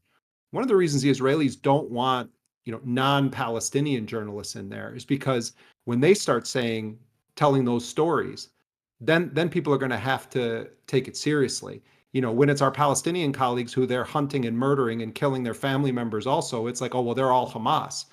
And, you know, and so I'm just giving you one example, like for the, you know, the community of people here that you hang out with every day. Like, this is just one small thing from a not powerful journalist that if I can get this document and share it with you guys, why aren't other journalists doing their jobs? Why aren't they saying, no, actually, Antony Blinken is telling lies that are lethal lies? Yeah. Instead of if like you have direct access to some of these people, you're obviously you're not like a little journalist. You are a veteran in the field. But I'll take it one step further. I'm a random dumbass sitting at home in Los Angeles, California. And if I can see the immediate contradictions with what Antony Blinken has said over and over again, as Israel worked to immediately contradict Antony Blinken right after he kept saying, no, Israel actually is holding to this deal, but it's actually Hamas that's not holding to this deal. Not this last time around, mind you, but on numerous instances over the course of the past 15 months, then why can't anyone in mainstream news also recognize that? Why do they lap up everything that the American State Department puts out as law, basically, as the utmost truth that you can arrive at? It has been endlessly frustrating. And with the incoming administration, I'll take it one step further. When you have the Trump administration coming in and possibly implementing like ruthless autocratic approaches to you know, media, press freedom, possibly going after political enemies, weaponizing the Department of Justice, all of this stuff, you need good journalism, and you need people to have a sense that mainstream outlets, legacy publishers, are actually committed to the truth, to, you know, do what the Fourth Estate is supposedly designed to do. And yet, in an effort to continue defending the American State Department's objectives in this region, the grand design that the American Uniparty has over the Middle East as they gear up for a much larger conflict with China, they have consistently eroded what remains of the little confidence that people could have had. They've completely lost an entire generation of people that saw with their own two eyes exactly what was going on, and then would tune into the New York Times or tune into CNN or tune into MSNBC, CBS, and the like, and see something entirely different and go, how can I ever trust these people ever again? Yeah, I mean, and look already how what's happening. You know, the New York Times, I think it was yesterday, did this story about the Lancet study that showed that there was a dramatic undercounting of, you know, of the deaths of Palestinians in Gaza. I mean, you've been saying this for a long time. I've been saying this for a long time. But this is indicative of the attempt that people are going to make to kind of clean up on aisle 12, where like they've been facilitating, aiding, abetting this genocide, and watch it too in blue MAGA world, where it's going to be like, well, we always were. No, you weren't. You were part of this, you know. And we did this story today also, where, you know, I don't have the number in front of me, but it's like 29%, you know, of people that didn't vote said that the primary reason they didn't vote in the election, this is Ryan Grimm did this story, you know, is because of Gaza. And look at how many people were telling us, like, oh, that's not, you know, this isn't the thing. And it's like, you know, Harris has more important things on her plate, and, you know, she's working tirelessly. I mean, you know, come on. And now we've got this whole business about the Trump thing, you know, where it's like, I'm sorry. Yes, it was because Trump. It was, you know, the Palestinian negotiators are telling me that also, that there were things that the Israelis were just flat out refusing. And when Trump's people came to town, the whole tune changed. We could talk all about what's going on, you know, with Trump and speculate about it, but just on a realpolitik level, Trump used a power available to, and he's not even the real president yet, to an incoming president. What does that mean about Biden, who was, we're not in control of Israel? Yeah. No, actually, kind of you are, you know, like, and Trump showed it. No, absolutely. In the interest of like ass covering, I guess, one of the things that I wanted to show you here, I'm going to share my screen with you as well so you can see what I'm also looking at. This is from Zana, who showed the new report that came out of New York Times. Death toll in Gaza likely 40% higher than reported researchers say.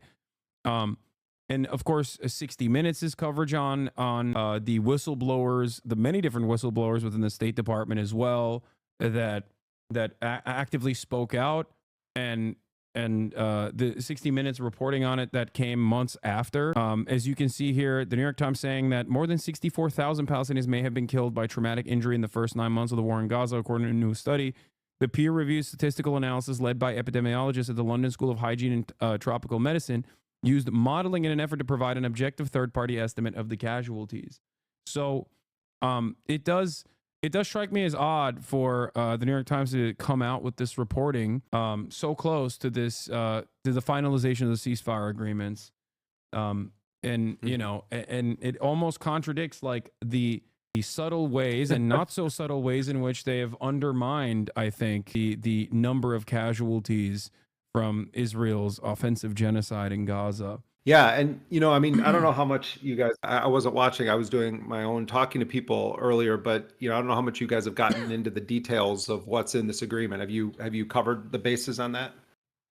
I only covered it yesterday, but from what I understand, I don't know what the new information that came out of it, but you're obviously much more familiar with the details, so I wanted to ask you about it. But the poison pill provisions that Benjamin Netanyahu kept adding on to the deal-making process since July, like permanent military positions in the Netzarim corridor, permanent military occupation, controlling the Rafah border, a refusal of aid trucks from going in, like all of these things have seemingly been cast aside, at least even in the first phase of the negotiation, where maybe I'm wrong and you can tell me, Benjamin Netanyahu has actually conceded on these demands in terms of like removing military positions even from the Philadelphia corridor, which was a major point of contention.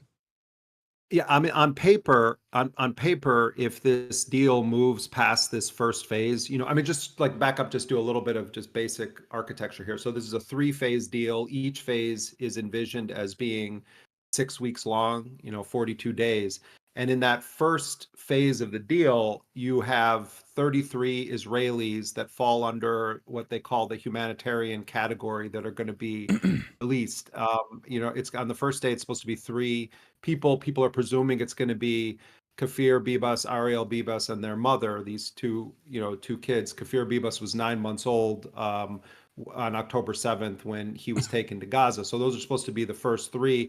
And then they have a mathematical formula for how many Palestinians then are released. And among that group also is 5 female Israeli soldiers. And then for those, you have a different category of Palestinian prisoner. But at 50, the same time, right?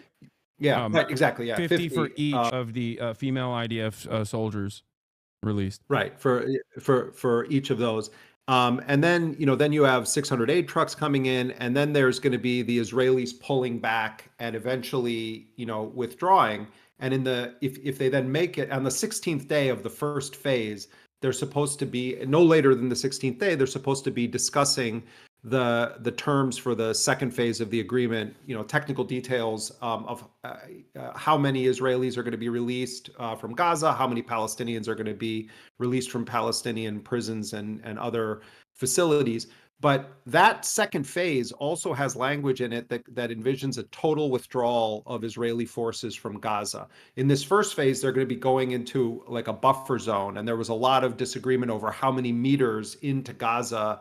Gaza is a really small territory, relatively speaking, and so what the Israelis basically have carved out is kind of drawing a thick marker ring around Gaza where they can where they're going to put their forces. And so there was a lot of discussion going up all the way to hours before this thing being announced on like literally how many meters are they going to be allowed to remain inside of Gaza. But on paper, this is full withdrawal and then envisions a permanent ceasefire. Part of what Netanyahu has been trying to sell to people, in his coalition and in Israel is that Israel, we're really just making a deal for phase 1. And that we're in the driver's seat here, and I think that they believe that they're going to be able to convince Trump that there's been a violation that allows them to basically just resume, really intensely attacking the people of Gaza.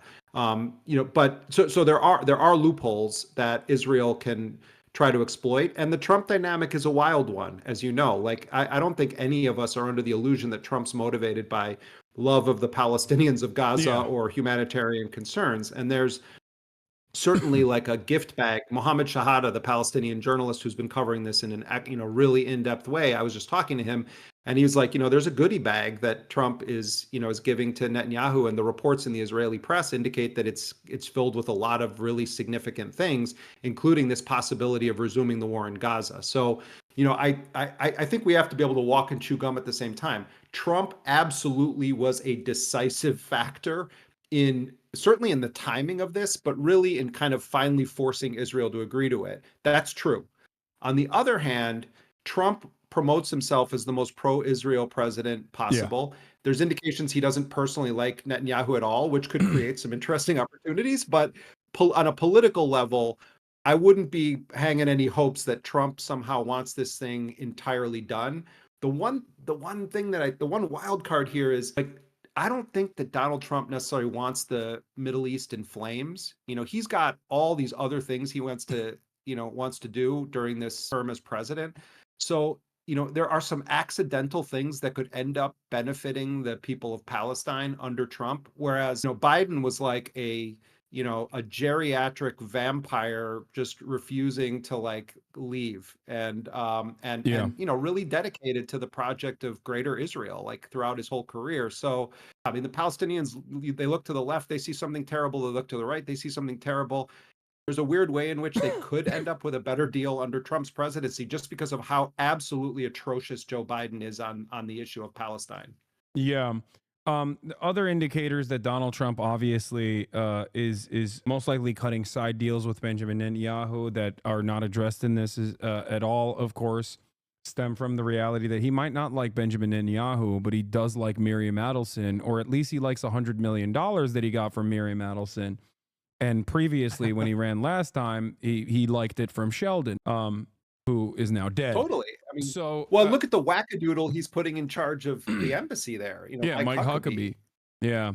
a complete evangelical Zionist rabid sociopath, like worse than anything anyone could have ever imagined. A person who says Palestinians don't exist, and a person who refuses to call the West Bank, calls it Judea and Samaria. I mean, he is like a Itamar Ben-Gvir type in American power. Like it's the equivalent basically. So I totally understand that, and that's why like I've been trying to explain to people, because there's a lot of people in my chat that are saying, you know, how dare you give Trump credit for this? You know, I can't believe you're praising Why is Donald that controversial? Trump. No, but why? Look, just spend a few minutes reading generally reliable or mainstream sources. You can find it from the left to the far right in Israeli media.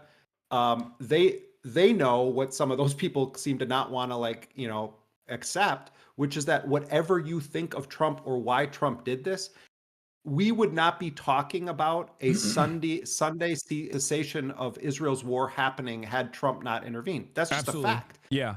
That's not praising Trump. That's just factual. Thank you. Exactly. And you know, there is like that's just the truth. I think that what do you say to the fact that Trump didn't send like a statesman at all, but just like a real estate developer that he golfs with to talk to Benjamin Netanyahu? What do you feel about the Witkoff? I mean, this story is so surreal. You probably talked about this, but I'll just tell a brief version of it again that like it's come out now in the Israeli media. Apparently last Friday, Steve Witkoff, who is a billionaire real estate tycoon, you know, a Trump golf buddy, as you say, and who really looked like a deer caught in the headlights when Trump pulled him onto the stage in Mar-a-Lago, like, you know, a week ago. But Witkoff has been there with Brett McGurk and Burns and, you know, from the CIA and others, and they've been a part of this team because, you know, Trump obviously is going to be president soon. And, you know, Netanyahu was pulling the kind of stuff that he's pulled on Biden and company for, you know, a year and a half. And so Witkoff, Trump's envoy, is in Doha, and he's meeting with the mediators, and he calls Israel and says, like, I'm coming tomorrow to meet with Netanyahu.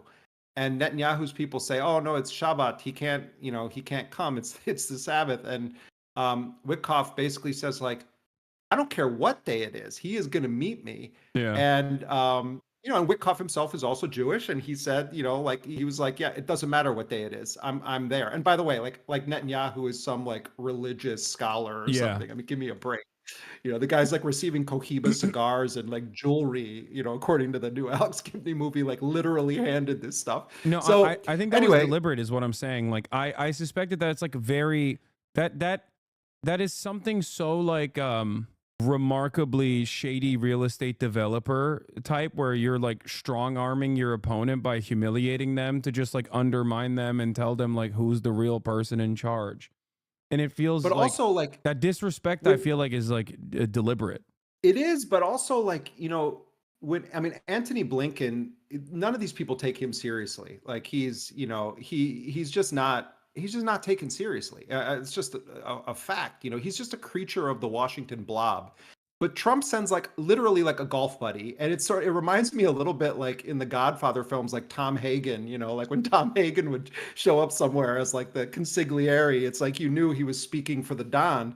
And I think that's part of what Trump does. It's like he's not sending some career bureaucrat over there. He's sending like an actual buddy of his. And that guy is not, you know, well versed in diplomacy, and he's just saying no, the president wants this done. And I think probably that really took the Israelis by surprise, with the caveat that this narrative in a way benefits Netanyahu because he can kind of sort of Trump kind of force the hand, and you know they're going to get all of these other things out of it. Same thing with the sideshow of Ben-Gvir and Smotrich, like, oh, we're going to break up the government, like. That far right flank of Netanyahu is kind of good for his propaganda right now. He's kind of trying to have it all ways. So, like, yes, I think there's a real thing that happened there that is serious, but the part of this is all show, you know, is show, and part of this is spin. So, you know, take it all with a grain of salt. You know, read all sources, but you know, there is no question. Palestinians recognize it. The Israelis recognize it. I'm talking about people that are making this deal. Trump played a decisive factor in this. And I know it's making people's heads explode, but we have to be able, look, this is going to be a long 4 years ahead of us, a long 4 years. And we have to learn to be able to walk and chew gum at the same time when we analyze the Trump presidency. And remember that Joe Biden was one of the most bloodthirsty warmongers in American history with this war, facilitating a heinous genocide and gleefully doing it for large parts of it. So let's be accurate. Let's be honest. Let's call a spade a spade. Let's recognize the dangers of Trump. Let's talk about the dangers of Trump. But also we need to be able to speak honestly about it. Like, you know, we have to tell the truth. Yeah, absolutely. Now comes a moment of speculation, because I know I've listened to some of the conversations that you had with Mohammed, and I agree with the assessment that was made in said conversations about what the future of Palestine looks like. Whether there's been some whispers of a potential side deal, a side agreement that Donald Trump might have conducted with Benjamin Netanyahu in Mar-a-Lago. But also on top of that, there is this idea that like the next 42 days will be of utmost importance. First and foremost, the next 4 days will be incredibly important because Israel does have a tendency to escalate its bombing campaigns in the buildup to a ceasefire. They've always done this historically. They're doing it as we speak. And they're doing it as, exactly. they're doing it right now as we are having this conversation. So every single Palestinian I've talked to that is in Gaza right now, I'm like, how are you feeling about this? Are you feeling joyous? Has said, I'm waiting for Sunday. Like Sunday cannot come soon enough, because I don't, like, every single person, no matter what age they are, is like, I will celebrate when it's Sunday, when the ceasefire is actually implemented, because they all know that Israel's modus operandi in situations like this is to really escalate the bombing until the very last moment of the facilitation of ceasefire. But then after that, there is obviously 42 days of supposed peace. And in the aftermath of that, when phase 1 turns into phase 2 with like the troops leaving the region, the IOF, like leaving the Gaza Strip, that is where everyone is speculating that Benjamin Netanyahu will sully on the deal and will go back to business as usual. Could happen that way. Although, you know, once you get this kind of a framework in place, there will be different forms of challenges to Israel trying to do that. You also are, this also envisions internationals being on the ground in, a variety of capacities. So I think that's a real risk. I think it's a real possibility. I don't think it's a fait accompli. And I have had a similar experience with Palestinians I've been talking to today in Gaza. Except, I think on the one hand, like Abu Bakr Abed, who's reports for Dropsite and Electronic Intifada, and went viral with his press conference the other day talking about the lack of solidarity with Palestinian journalists. He's crying tears of joy. I mean, just the mere idea that there could be an end to this, even if the future is uncertain. I think we have to recognize none of us understand the complex emotions of what it's like to be a Palestinian of Gaza, particularly a Palestinian who is in Gaza right now. I mean, even Mohammed Shahada, who's not in Gaza right now, but is from Gaza. At the end of my conversation with him, he said, that as I look at all of this and I start to realize how many people from my own family are either killed or missing. So many of us, we talk to Palestinians, we ask them to tell us the facts, what's going on, give us analysis. My friend Layla Al-Arian, the great journalist from Al Jazeera, her mother's family has lost 200 people. 200 members of their family have been killed in Gaza. And so, I think it is important for them to be able to celebrate this moment while recognizing that they are dealing with liars, warmongers who are intent on erasing their people from the world. And all of us, we cannot stop talking about Gaza. In fact, this is probably one of the most important moments for people to actually all be focused on it, because people are going to say, oh, well, this is resolved. It's not resolved. We're dealing with really dangerous people on the other side of this agreement that have a long history of violating these agreements. And, and that's where the bad parts of Trump come into play when it relates to Israel. Like, to what extent is he actually going to be willing to restrain Netanyahu? What deals has he already made? These are really, really relevant questions.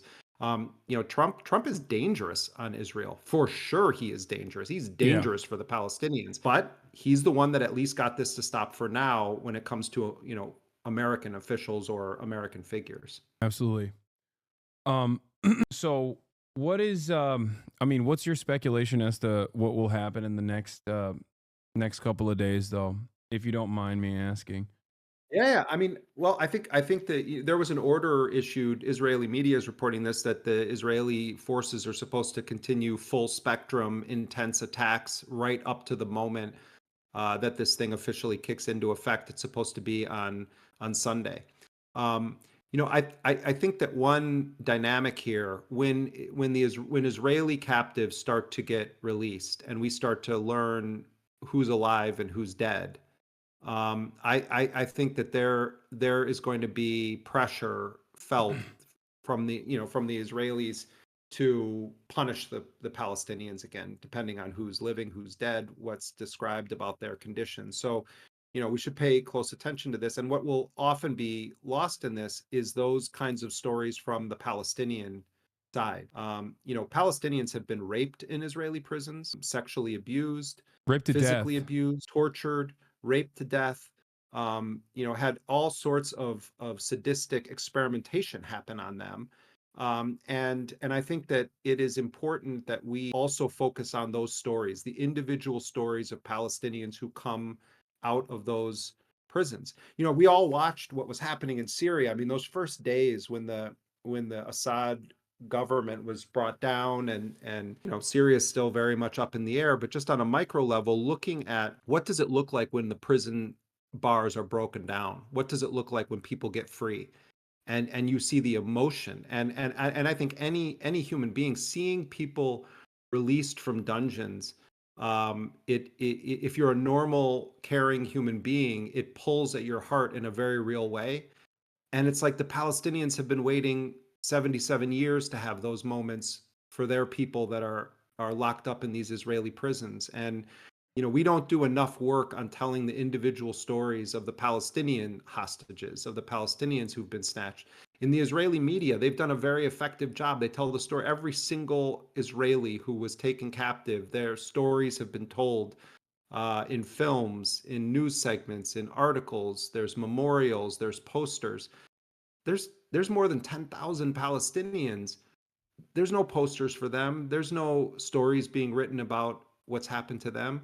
I mean, look at the children who've lost limbs. There's no additional $250 million from a governing party in the interest of doing more propaganda to the West either on the Palestinian side, in the way that like the Israeli Knesset has offered additional budget allotments to doing just that, to Hasbara operations. And this obviously works effectively to humanize only Israelis in this process and actively undermine and dehumanize the Palestinian victims in the hands of Israel, despite the numbers showing a far different reality than the one that is presented in mainstream news. I guess the last question I have for you, Jeremy, and thank you so much for spending time with us today, is in terms of going into Gaza. This is a real question that I have both for myself. I've been talking to some people that are that have worked inside of Gaza in the past as well, like some of the journalists. And if the Rafah corridor is open in the aftermath of this, ceasefire,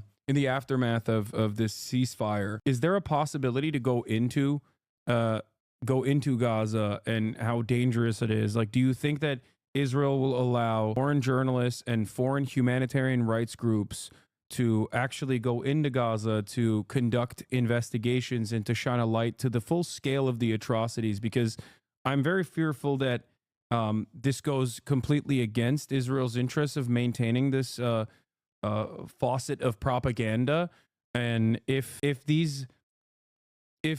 all of a sudden, as you've mentioned, the claims being made by Palestinians are laid bare and are now being shown by Western reporters, these trusted institutions that Western chauvinists seemingly only care about when they are reporting on it, all of a sudden the dynamic will be very different, and it will certainly play a role in undermining Israel on the global political stage. I mean, there's a real question of whether Israel will even be able to would even be able to prevent it. And the Egyptian government has not exactly been the great facilitator of press being able to go cross over into Gaza. I mean, it happens.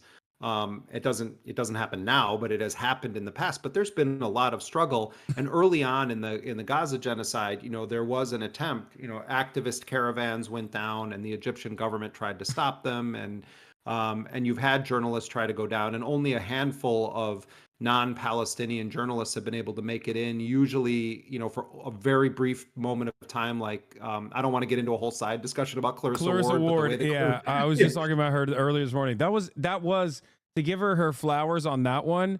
That was actually a ballsy move that she pulled off. And I do respect. Well, I'm bringing it up because it's like, it's that's been the that's the chit that's been thrown to the kind of broader press, is that like occasionally something like that has happened. But there's a real question of whether they're going to be able to stop it, because Egypt also is going to insist on its sovereignty in this equation. My guess is that journalists are going to be able to get in. On the issue of safety, look, you're in an unstable environment where at any moment the Israelis could decide that there's been a quote unquote violation. But I think journalists have to try to go in, and I think journalists Absolutely. need to continue the pressure. And to their credit, Western reporters have gone through a process of Israel where they filed litigation saying that this is undemocratic and anti-press to not allow journalists to go in there.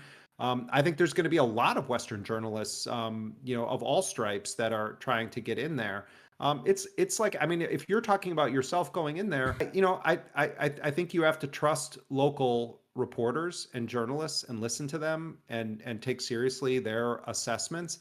But that kind of work is always dangerous. This is not like you're going on, an organized field trip or something. Like this is This is real. This is serious, and the Israelis are very, very dangerous. I think that we also at Dropsite we have to talk about how we're going to approach this. I mean, very, very early on, we were trying to get people in. When I was back at the Intercept, we had discussions about it. We've had discussions about it at Dropsite.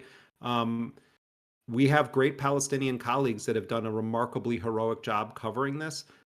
It's important also that non-Palestinian journalists go in there to pick up some of the pressure on our Palestinian colleagues and start telling the world. And the reality is, unfortunately, that sometimes people listen more to to non-Palestinian journalists. I mean, that's just like, it's horrible, but it's true. And I think that it's going to be an undeniable crime scene that people are going to be witnessing, and that's why the Israelis don't want anybody in there.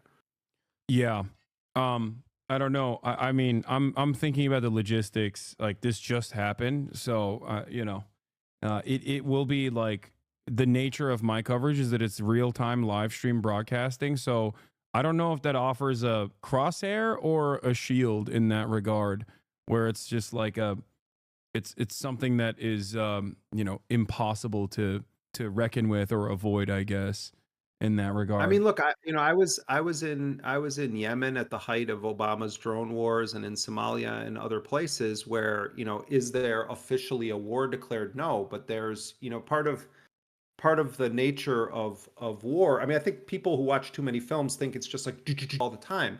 One of the most terrifying things about being in a war zone is that nothing ever happens in a predictable manner. You can think that, we're like, we were out in the field. Let me just give you an example. We're out in the field. We're filming people. We were filming this thing, but now we're back to wherever we're staying and we're safe. Well, why do you think you're safe? Anything can happen there. So it's the unpredictable, unexpected nature of it that often is kind of the most terrifying. And I think that's true also of civilians. How many stories of Palestinians did we hear where a parent says, "Oh, I went out to forage for food," and then their family is killed when they go out? or someone gets sent out to go and do a mundane task. I'm going to fill some water, and they end up getting killed. I mean, to me, that's the war is not like you see in films. It's like one of the most terrifying aspects of it is that it can bad, horrifying things can happen at any moment. And I think that vibe is still going to be true, even if there's this quote unquote, cessation of hostilities in that first phase. But that's what journalists do. They go and they take calculated risks, and sometimes the calculations have to be thrown away because of that unpredictable nature of what can happen in a war zone. Well, I'd like to talk to you more about that offline as well, in terms of like what the best possible way to do that as well. But thank you so much, Jeremy, for coming on and enlightening us as always. And also, thank you so much for your consistent, continued coverage. And thanks to you also, like you really helped get Dropsite off the ground, and like so many people from this stream are now like subscribers and write us, and so we're super grateful like for your solidarity and your help, and also helping Dropsite launch into the world. You often like disparage yourself, man, but like when you do something that's when you do something that's hitting, it's really hitting. Like, and I think your voice matters more than you give yourself credit for. I try to do my best, but I am, at the end of the day, nothing without my community, and I think that they are the ones who make my reach more meaningful, I think. But once again, thank you so much. All right. All right. Take care, everybody. All right. Bye. That was Jeremy Scahill of Dropsite News. Ladies and gentlemen, we're going to continue with our coverage. Right now, I've been trying so hard not to cough, and there was still hella people complaining about me clearing my throat. Okay, you guys lock in. Okay, eyes on the prize, man, for once. Hold on, I have to sneeze as well, but you heard Unc, don't be so down on yourself. Anyway, where was I? Kind of breaking news on TikTok. Yeah, we're gonna talk about that as well. Is the air quality, or are you sick? I think it's a bit of both. It's like the air quality index keeps saying that the air is safe to inhale, but I don't know if that's the case, because maybe there's just like too many particulates in the air or something.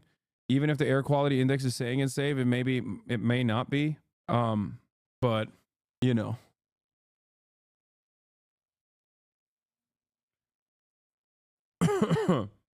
safe isn't necessarily good, bro. No, they're saying it's good, not safe. Like the air quality index reports that it's good. So anyway, but that is, yes, I didn't come up with the idea of potentially going in. Okay, I was approached with the idea of potentially going in from people that have worked inside of Gaza and still continue to do great journalism, which is why I'm, thinking about it, as long as it's something that I can do in a safe manner. Obviously, it's not, obviously it's just in the works right now. That's all it is. That's all I'm stating. I'm not saying that it's going to 100% happen. And I don't, the key word here is if it's safe. Now, having said that, for example, I don't know if me constantly live streaming the process would make me a larger target or potentially offer me a shield. That's the other thing that I don't know. I also don't know who I could bring with me. You know what I mean? I don't know if I could actually get March to put his life on the line as well. He makes far too much money as my producer, as a co-owner and co-operator of the co-op. I doubt that he is gonna. March is throwing question marks up. See, this is what I'm saying. March, would you go into Gaza? I'm just saying, if we had the opportunity. Oh, he said he'd go? All right, perfect. Okay, never mind. March is down. You had chatters in here earlier giving you shit for giving credit to Trump, and an award-winning journalist just said the same thing, almost like people should listen. Yeah, those people don't care. It's not even giving credit to Trump. It's just accurately reporting on the truth of what took place. Okay? I will never forgive nor forget Joseph Robinette Biden. Okay? I will never forgive nor forget for so many different reasons. But the very fact that, like, he had this opportunity and he did nothing.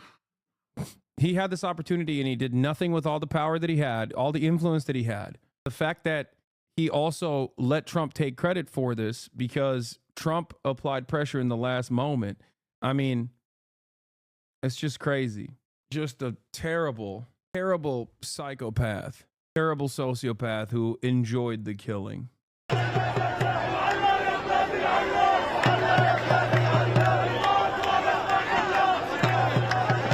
want to ask you just real quickly, Ambassador, if you could understand any of what was being said, and if you think that what you think this is now that you can hear some of it. Oh, God. Oh, my God. Come on. I'm not sure. But again, No, he can't understand what's being said. And he already lied about what's being said anyway. This person does not care about Palestinians. He literally said they're all supporting Hamas. Their only source of information is what Hamas tells them. Right. So, maybe they're being told by Hamas because, again, this is going to end up being a defeat for Hamas. It may take 6 weeks. It may take another year, before this is all cleaned up. But this will end up in a defeat for Hamas. Maybe the Hamas is spinning this to their people that somehow, they're going to remain in power, and maybe that's their narrative. But it's not. It's going to be short-lived. My colleague Charles Payne is here with a question for you, Ambassador. Ambassador, thank you very much. The Biden administration initially gave so many mixed signals on this that in many ways, I felt, at least as an outside observer, it emboldened Hamas. We know President Trump will not do that. Will there be a way, Sun Tzu's and talks about an avenue for your adversaries to retreat? What kind of efforts are being made, if you can talk about it, to at least find sensible people in Gaza that understand that the path they're on now means total destruction, and that if they do want to rise up, because there has to be a lot of dissatisfied people there, they will get some help from Israel and perhaps the United States so that they can take control of their nation, and it's not Hamas who's once again leading them down this path of destruction where they put hospitals, babies, and everything else in the line of danger. Well, Charles, it begins with the eradication of Hamas. As long as Hamas is there, it's absolutely impossible for anybody to rise up who will put the interests of his people and his children ahead of the grievances of the past, ahead of the hatred for Israel. So as long as Hamas is there, it's virtually impossible. But the key point here, as you talked about the difference between Biden and Trump, the key word is daylight. There was massive daylight between Biden and Israel over the last 15 months. And every time Hamas saw that daylight, it empowered them and made them think that they can hang in. This level of copium is so funny because, it's so far removed from the reality. Saying that Biden actually had a lot of daylight between him and Israel is hilarious, while also simultaneously trying to give Trump credit for the ceasefire, but also recognizing that it's bad. Because for him, it's bad. David Friedman doesn't like the ceasefire. By his own metric, if there's daylight between Biden and Benjamin Netanyahu, not only is it not, it's just funny because if there's daylight between Biden and Netanyahu, what is there? There is a supernova between Benjamin Netanyahu and Donald Trump at this point. After all, he was the one who pressured Benjamin Netanyahu to follow through on this deal. That's crazy. In there that they could potentially emerge victorious and in control. The loss of life was meaningless to them. That's part of their battle strategy, so they didn't care about that. Trump comes in and the daylight's completely shut, right? It's shut by his words. It's shut by the words of his team. And that's the first step. The coalition between Israel, the rock solid, hand in hand, no daylight relationship between Israel and America is what gets this started, at least the eradication of Hamas. But it's not, there's no. It's so funny to actively lie to the Fox News watchers like this. Yeah. No, Benjamin Netanyahu loves this ceasefire. He's the biggest fan of the ceasefire. And I'm sure the president's going to want to continue to engage with all of you in the next couple of days. Okay, Thank you. I haven't seen you in a while. Good to see you. It's good to see you, and thank you so much for taking our questions so often. Thank you. I appreciate it. Thanks, Wisha. So, in terms of implementing the terms of this agreement, how confident is President Biden that the incoming administration will do that, and have they offered any assurances that they will carry them out? I think there's a commitment to move forward with this deal. I think there's a commitment to make sure that there's an end to this war. Obviously, hostages are going to be coming home. Obviously, we've been in very close touch with the Trump transition. And the president was asked some variation of that question moments ago after he spoke, and he said he is very much indeed confident. So look, we understand this is going to be implemented by the next team, as I just stated. We are going to work closely, in close coordination with the Trump team. As the president has said, and I have said also moments ago, we want this to be in one voice, right? I think that's what you have seen in the past couple of weeks, how we have moved forward in one voice. And this is what's important for the hostages, to get them home, to make sure that we're getting that humanitarian aid into Gaza, and to ending this war that has taken a lot of innocent lives. And so that is the commitment. That is the commitment that you can see from us. I hate the Democrats so much. I truly believe that. Thank you. Okay, Mary. Thank you, Karine. You and the president have stressed that this. I despise them so much. Like, they're so bad. Like, they're just as monstrous as the Republican Party is on this issue, okay? Maybe not on every other issue, but specifically on this issue. They're just as monstrous, okay? And maybe even today, the Republicans have outflanked them.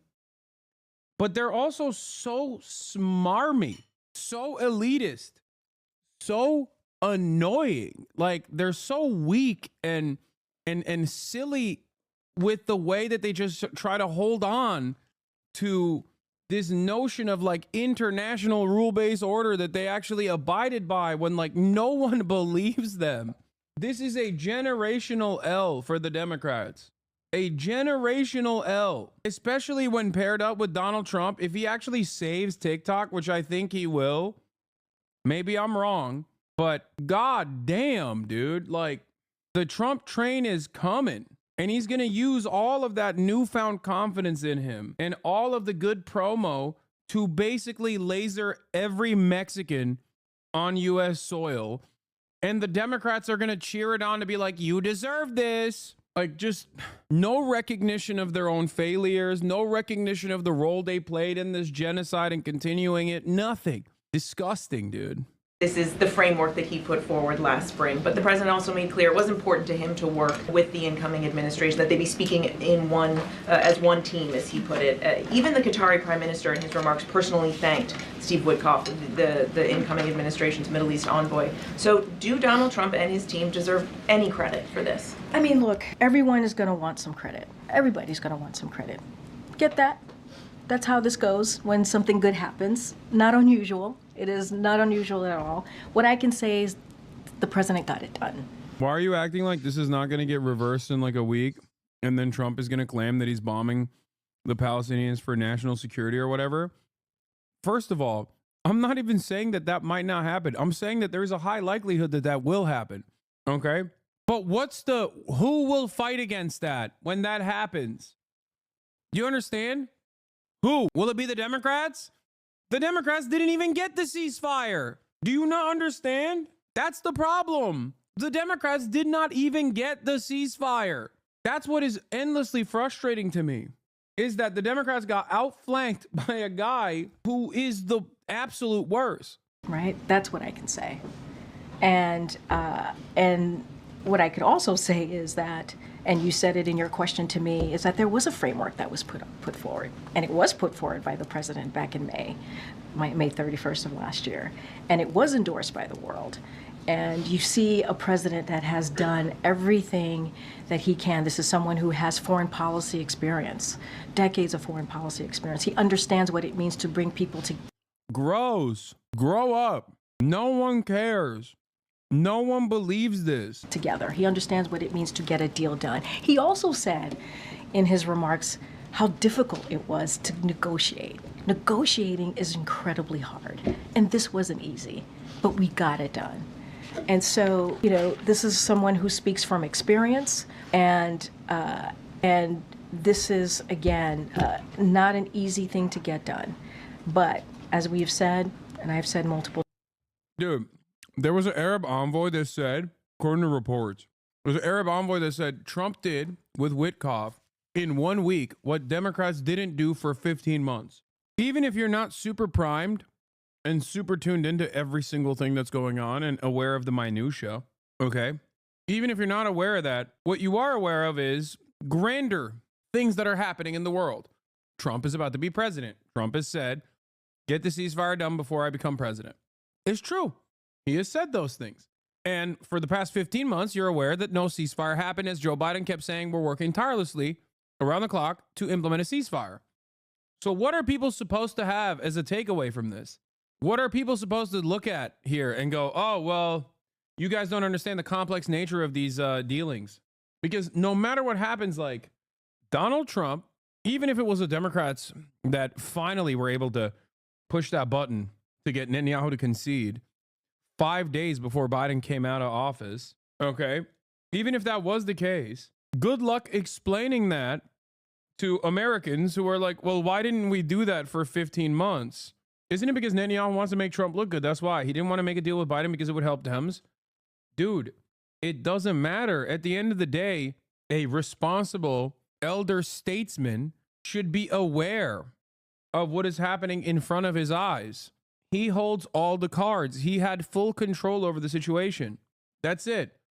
Here's Times of Israel's reporting on it. Times of Israel's reporting. Arab officials, Trump envoys swayed Netanyahu more in one meeting than Biden did all year. I think liberals are going to get way grosser, by the way, for the record.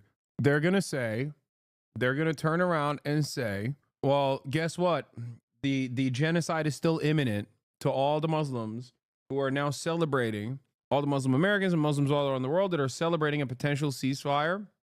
They're going to turn around and be like, I hope Netanyahu kills your entire family as well here in America. Times, and I think Jake Sullivan said this obviously recently when he was here on Monday, we were able to work closely with the Trump transition team. Look at this stupid fucking dumbass, absolute moron who is a Trump supporter, it seems. Are you not happy that there's a ceasefire now? Would you not prefer the horrible war to continue? Would you prefer the horrible war to continue? Did I not say that I'm happy that there's a ceasefire and even gave Trump the credit that everyone has been yelling at me for? Maybe your dumb European mind cannot comprehend the English language well enough, and you just simply can't understand the words that are coming out of my fucking mouth. Stupid fuck. Wow, it sure seems like your hatred over Trump is actually overcoming your accurate assessment here. It seems like you want the war to continue. Dumbass. Team and coordinate with them. But again, this is a framework that the president put out, and negotiations aren't easy. And this was one of the toughest negotiations that he experienced. And this is something that the president shared with all of you. October the 7th, more than 15 months of terror for the hostages, their families, the Israeli people, more than 15 months of suffering by the innocent people of Gaza. Fighting in Gaza will stop, and soon the hostages will return home to their families. The elements of this deal were what I laid out in detail this past May, which was embraced by countries around the world and endorsed overwhelmingly by the UN Security Council. The deal is structured in 3 phases. Phase 1 will last 6 weeks. It includes a full and complete ceasefire, withdrawal of Israeli forces from all the populated areas of Gaza, and the release of a number of hostages held by Hamas, including women and elderly and the wounded. And I'm proud to say Americans will be part of that hostage release in phase 1 as well. And the Vice President and I cannot wait to welcome them home. In exchange, Israel released hundreds of Palestinian prisoners. And during phase 1, the Palestinians can also return to their neighborhoods in all the areas of Gaza. And the surge of humanitarian assistance into Gaza will begin, and the innocent people can have a greater access to these vital supplies. You know, during the next 6 weeks, Israel will negotiate the necessary arrangements to get phase 2, which is a permanent end of the war. Let me say it again, a permanent end of the war. There are a number of details to negotiate to move from phase 1 to phase 2, but the plan says if negotiations take longer than 6 weeks, the ceasefire will continue as long as the negotiations continue. I've spoken to the Emir of Kuwait and the President of Egypt, and we have pledged to make sure the negotiations will keep moving forward for as long as it takes. Then, when phase 2 begins... Remember, signature moment starts off by talking about how Hezbollah did October 7. Literally right there, it says the president of Kuwait played a role in this when he should have said Qatar. Like, I'm supposed to expect that this guy actually played a role here? Really? Really? He doesn't even know where he is right now. He's straight up dookie in his diapers at this very moment. And like liberal media is trying to be like, look, he did it again. He done did it again. My goat Brandon, he's just that good. Will be an exchange for release of the remaining. I just want to remind everyone that Biden was supposed to reinstill confidence in American leadership at the global stage. That was one of the signature moments. Like, that was the thing that he was better on Trump on. Look at us now.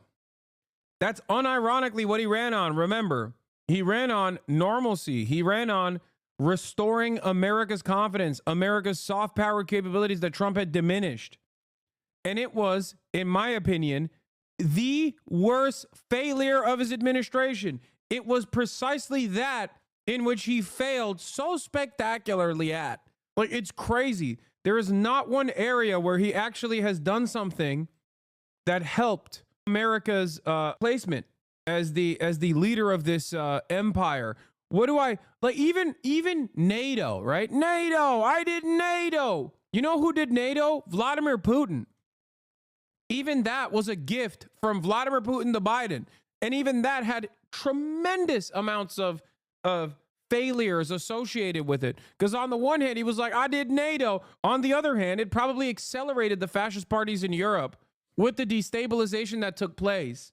So literally, even on that front, the NATO side of the conversation is straight up Vladimir Putin's pathic ambitions in Russia or in Ukraine, and the failure, the spectacular failure that his invasion of Ukraine turned into, so that it was both enough proof for Finland and Sweden to join NATO, like enough reason for them to want to join NATO, while simultaneously recognizing that they're too busy to do anything about Finland or Sweden.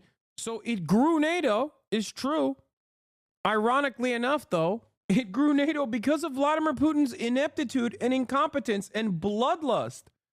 So even that was a gift, if that was even to be considered a gift. Even the positive from the perspective of the Democratic establishment, even the one crumb that is supposedly positive for Joe Biden was that he did NATO, and even he didn't do NATO. It's crazy. CNN used my interview with Bernie on air. Let's go. Is the GOAT doing actual interviews? Is your favorite Twitch streamer actually doing real news reporting? Sina Tusi says, these three leave office with their standing in tatters at home and in the world.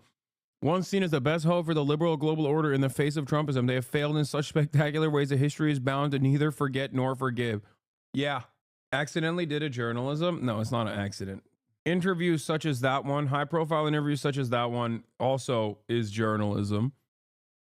Just like doing on-the-ground reporting on like issues that are otherwise unaddressed would be also considered real reporting. When you're bringing forth from your interview subject a new piece of information that they haven't revealed before, that would be real reporting. Living hostages, including male soldiers, and all remaining Israeli forces will be withdrawn from Gaza. And the temporary ceasefire will become permanent. And finally, phase 3, any final remains of hostages who have been killed will be returned to their families, and a major reconstruction plan for Gaza will begin. This is the ceasefire agreement I introduced last spring. Today, Hamas and Israel have agreed to that ceasefire agreement and the whole ending the war. You know, those of you who have followed the negotiations can attest, the road to this deal has not been easy. I've worked in foreign policy for decades. This is one of the toughest. It's just crazy because, like, Trump did it in a week. I'm just not going to ever forgive or forget. I will also warn you, Trump is not a friend to the Palestinians. The man who is the staunchest ally of Israel was able to conduct these affairs in less than a week by sending an envoy that has no business being there. Okay? Disrespecting the Israeli side through and through. Israel, once again, showing the world that they only respond to pressure. They only respond to being bullied. And for some weird reason, Democrats never understood that. And I think that it's not because they didn't understand it. It's not because they're like feckless cowards or whatever, which they are. But I think it's also because they liked it. They liked what Israel was doing. They were on board with it. They were in favor of it. They liked it. They wanted more of it. how else could you look at the situation and go, it's okay to give $8 billion of weapons merely a week ago to Israel?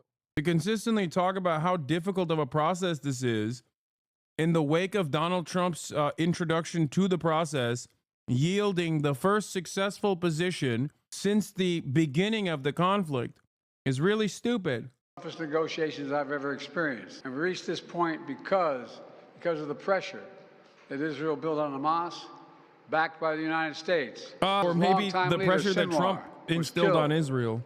Hamas's strongest supporter, Iran, launched attacks on Israel.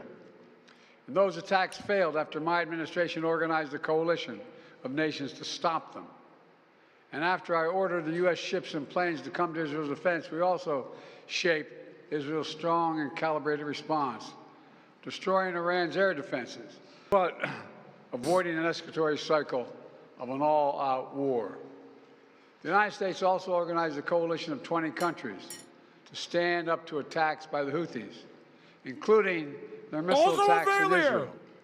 Then Hezbollah. Bro, L after L after L. He's just posterizing his L's, dude.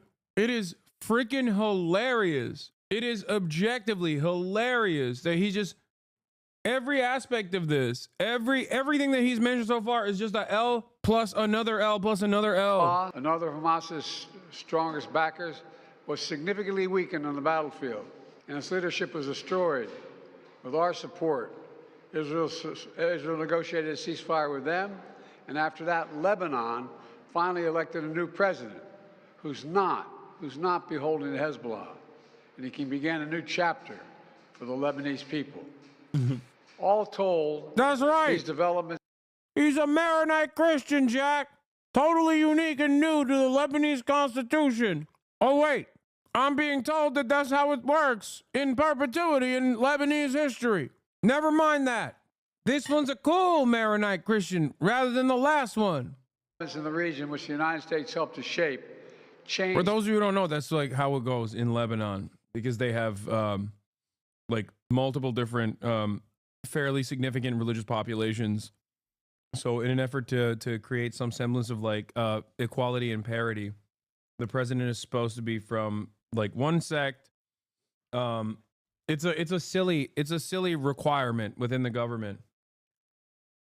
The equation. And so now the terror network that once protected and sustained Hamas is far weaker. Iran is weaker. Iran is weaker than it's been in decades. Hezbollah is badly degraded. And after more than 15 months of war, Hamas's senior leaders are dead. Thousands of Hamas fighters are dead. And the military formations have been destroyed. The guy behind him literally undermined this statement yesterday.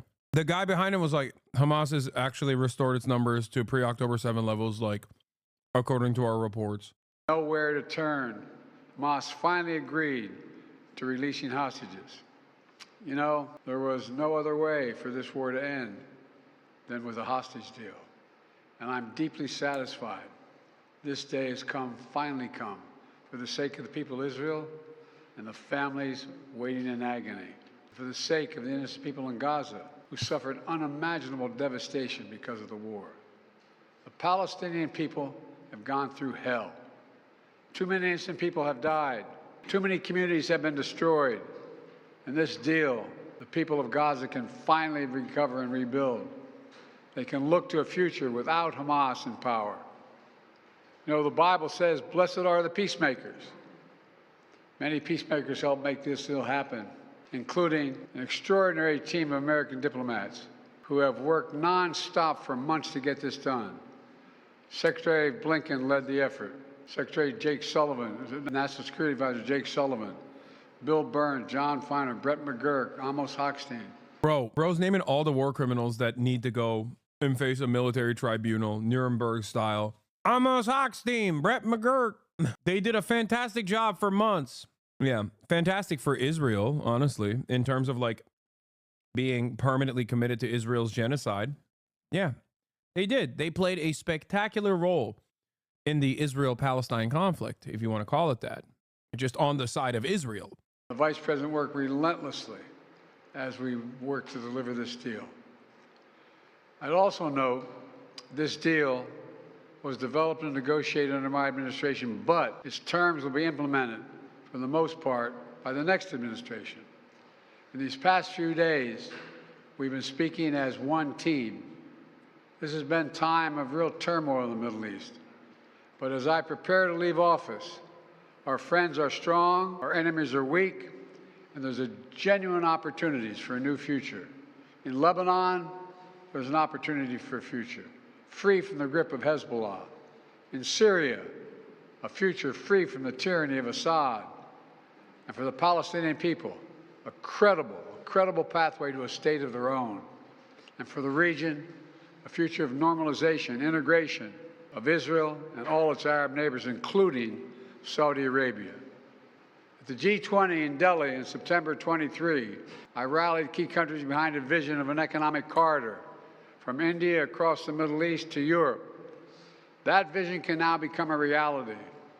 There are risks as well, including ISIS and Iran, even in a badly weakened state. But we're handing off then to the next team a real opportunity for a better future for the Middle East. I hope they will take it. Let me close with this. My friend for years in the United States Senate, former Senator George Mitchell, who did so much to forge peace in Northern Ireland, once said about diplomacy, he said, it is a 700 days of failure and 1 day of success. 700 days of failure and 1 day of success. Well, we've had many difficult days since Hamas began its terrible war. We've encountered roadblocks and setbacks. We've not given up. And now, after more than 400 days of struggle, a day of success has arrived. I still think he's going to die in 2025 of old age. Okay, for the Secret Service, I'm saying this is speculation, okay?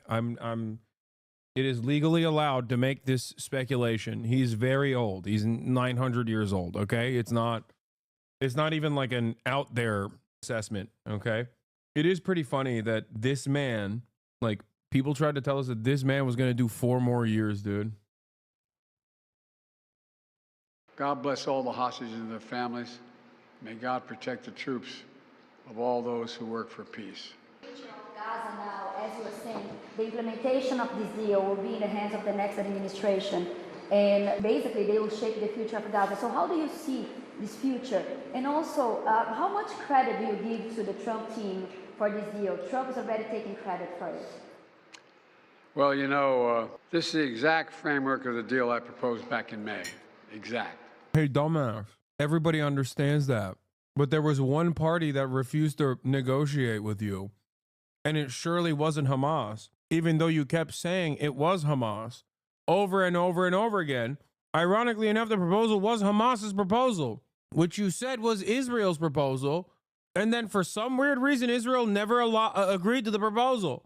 And virtually everyone that's on the State Department beat, aside from the people that I've had on this broadcast, kept covering it as though it was factually accurate whenever Anthony Blinken said, Hamas is a real hurdle in the pathway to clearing out this proposal. And now there's just no room to hide. You know what I mean? Like, how do you continue this narrative now in this day and age, in this moment? When is this not going to pile on like this into Trump? You know why the left loses every time? We don't line up behind our side like the right does. Our infighting is our undoing. Joe Biden has never been on my side. No one who does genocide is on my side. You are not a part of the left. You are not even a liberal if you're pro-genocide.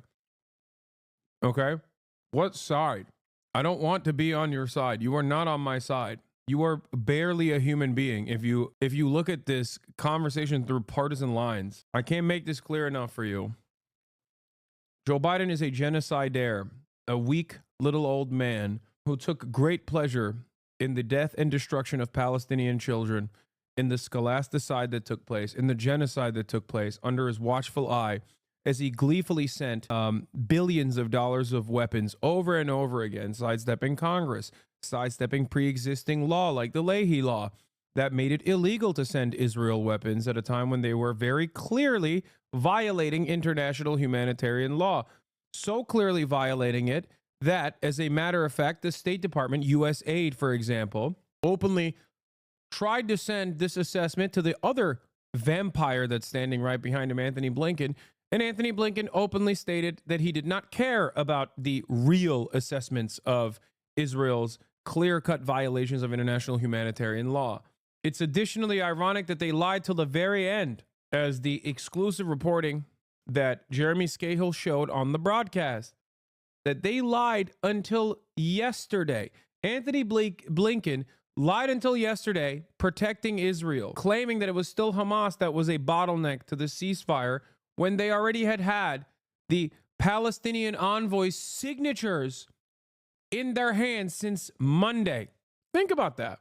But of course, part of the reason why they can lie so actively, so openly, so brazenly is because the media, it comes hand in hand. Like, many outlets will do their bidding, do the bidding of the State Department unflinchingly, and will reaffirm the silly ideas that you can immediately contradict with your own two eyes and like a little bit of critical thinking. It doesn't require much intellect to understand that something doesn't make sense. Like, Israel killed the principal negotiator on the ceasefire hostage negotiation, man. Israel assassinated Ismail Haniyeh in Tehran. Like, you don't do that when you're, genuinely, tirelessly working to do a ceasefire. And we got the world to endorse it.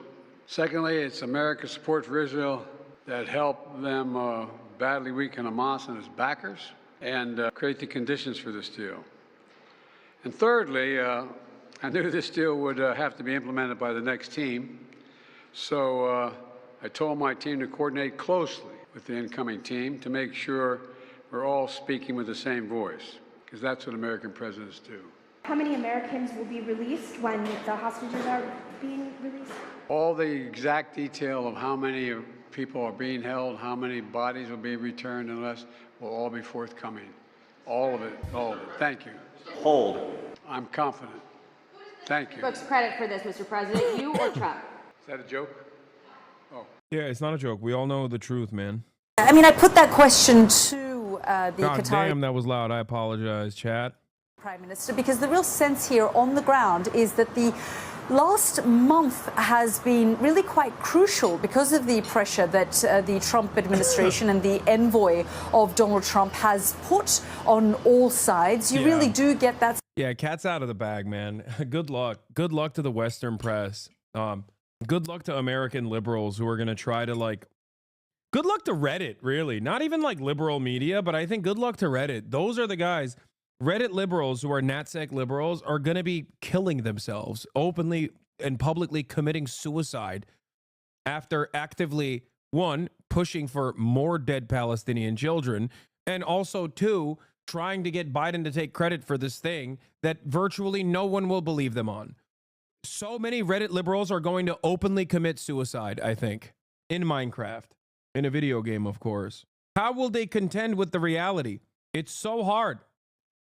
They'll just, look, I'm sure they'll just stick around for a little bit and wait for Trump to also open up the unlimited genocide faucet, so they can turn around and be like, you deserve this, you deserve this, sand people. That type of attitude, I'm sure. Sense, because when you look at the deal, it's not very different from the deal that the Biden administration has been pushing from about May of last year. It's almost identical to the May deal that Biden announced here at the White House all those months ago. So it's one of the key questions. I guess there are three key questions right now. The first is, can the deal, the ceasefire, hold? The second is, will it bring a lasting peace? And the third question is, as you put to the Qatari Prime Minister, why now? I think there are a number of reasons. First of all, the situation on the ground in the region has changed quite. Are you aware that people on the right don't want the ceasefire? They want all Palestinians gone? Yeah, are you aware that people on the left also, well, not left, but liberals also want that very same thing? Are you also doubly aware that my GOAT, my Lord and Savior, Donald Trump, regardless of what his audience wants, regardless of what the right wants, still ended up applying the necessary pressure to facilitate this ceasefire, according to virtually every single person that was involved in the negotiations process, and has now been reported accurately by numerous media outlets, including but not limited to Sky News? Yo voy a votar por Donald Trump, okay? Ay, ay, ay, por Dios. Yo voy a votar por Donald Trump. Suck it, okay? Nothing you can say about it. even if it's a respite of a collective total of 42 days, probably even shorter than that, Joe Biden never did that. And he had all the power to do so. You will never be able to get me to undermine the truth here, okay? This does not mean that Donald Trump is going to be a good president, nor is he a friend of the Palestinian population. Of course he is not, but neither is Joe Biden. So stop trying to act as though Joe Biden was in any way, shape, or form remotely interested in facilitating a ceasefire when he had all the power to do so, when it would have been electorally beneficial for him to do so, when it actually would have, at least in some way, shape, or form, beefed up his legacy. He ruined everything. He ruined himself. He ruined this country. He deliberately threw the election in favor of a right-wing rabid fascist whose entire cabinet is comprised of rapist drunkards, okay? And they're going to destroy the United States of America and perhaps the rest of the goddamn world. And Joe Biden did that because he wanted to die on the penis, okay? He wanted to ride it so hard that his back walls were destroyed and that he wanted to ride it till his last breath. He wanted to die like Elvis on the toilet, okay? Sucking down a peanut butter and jelly sandwich. But instead of the peanut butter and jelly sandwich, it was Benjamin Netanyahu's penis that he was sucking on, okay? Give me a goddamn break. Fuck him. And fuck anyone who defends him too. Significantly just in the last. You are so brainwashed? On what? Brainwashed on the truth? What are you talking about? You think Biden... Explain to me how you think Biden actually actively, curbed back Israel's worst genocidal ambitions. I mean, you probably don't even think that Israel's doing a genocide, I suspect, if you're saying stuff like this. But go ahead. Explain to me. It's additionally funny to come in here and say this like when virtually every single thing I said down to the wire came out to be true. And it's the worst part about it is that it hasn't happened yet. Like the worst aspect of my predictions have not even come to fruition yet. You are so brainwashed, this guy says, and then nothing else. Come on, man. What are you talking about? Biden or Bush? Who was worse? I still think it's Bush, but Biden came incredibly close, which is shocking. Like, think about that. I still think Bush is the worst, right? Like, globally. I mean, you can even attribute a lot of the missteps within Israel-Palestine to George W. Bush as well. On his way out, George W. Bush literally said Georgia and Ukraine should join NATO. And also on his, well, not on his way out, but kind of on his way out, actually. No, literally on his way out, he tried to facilitate an election in Gaza, an election in Palestine, when his own people, the Palestinian Authority, the Fatah party was like, dude, don't do it. We're not ready for this election. We will lose. Palestinians despise us. They understandably see us as like a corrupted force that is in the pocket of the CIA. And Bush was like, nah, dog, it's fine. We'll do it. And guess what happened? They lost. And then Bush was like, okay, let's do a coup d'etat and forcibly remove Hamas from power. They lost again, militarily this time, further solidifying Hamas's reign over the Gaza Strip. That was George W. Bush on his way out, by the way. That's what he did on his way out, while also simultaneously saying, yeah, you know what, Ukraine and Georgia, you're a part of NATO now. Let's get it started. So yes, George W. Bush is still the worst. But I always said Donald Trump was the second worst, at least as far as like presidents in my lifetime. And it turns out, no, Joe Biden is worse than Donald Trump, at least in his first term. Joe Biden's foreign policy literally was the continuation of Donald Trump's foreign policy. All of the worst aspects of Trump, casting aside the Iran denuclearization agreement, Joe Biden continued that. Abraham Accords, isolating Palestinians, making them recognize that there was no hope, no way out, which led to October 7. Joe Biden continued that. Every single thing that Donald Trump did to accelerate the conditions in which October 7 happened, Joe Biden continued. And then Joe Biden continued Israel's offensive genocidal campaign in Gaza. And then Donald Trump stopped it, at least for a couple days so far. Now, it hasn't stopped yet, and it's going to continue, and the bombing is going to intensify because that's how Israel operates, okay? They're going to intensify the bombing all the way until the 19th, the day of the actual ceasefire. I'm unfollowing. I voted for Biden this election, and your hatred for him is a turnout for me. No, don't leave, chatter. We can recover this. I know I said I was riding with Biden this whole time, and maybe you took it seriously, but that was a lie.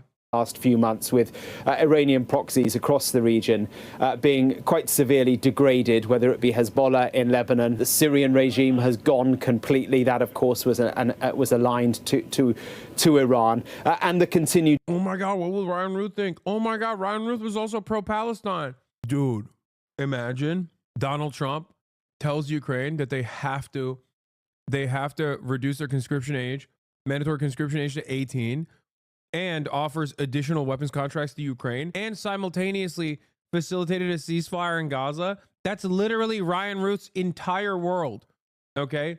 He would have to come out and be like, I'm so sorry I tried to shoot at you. Donald Trump hires the 1,000 NATO-trained Afghan soldiers to go fight in Ukraine against Russia. Ryan Ruth in shambles. My goat, the singular median NATO voter, Ryan Ruth, in shambles.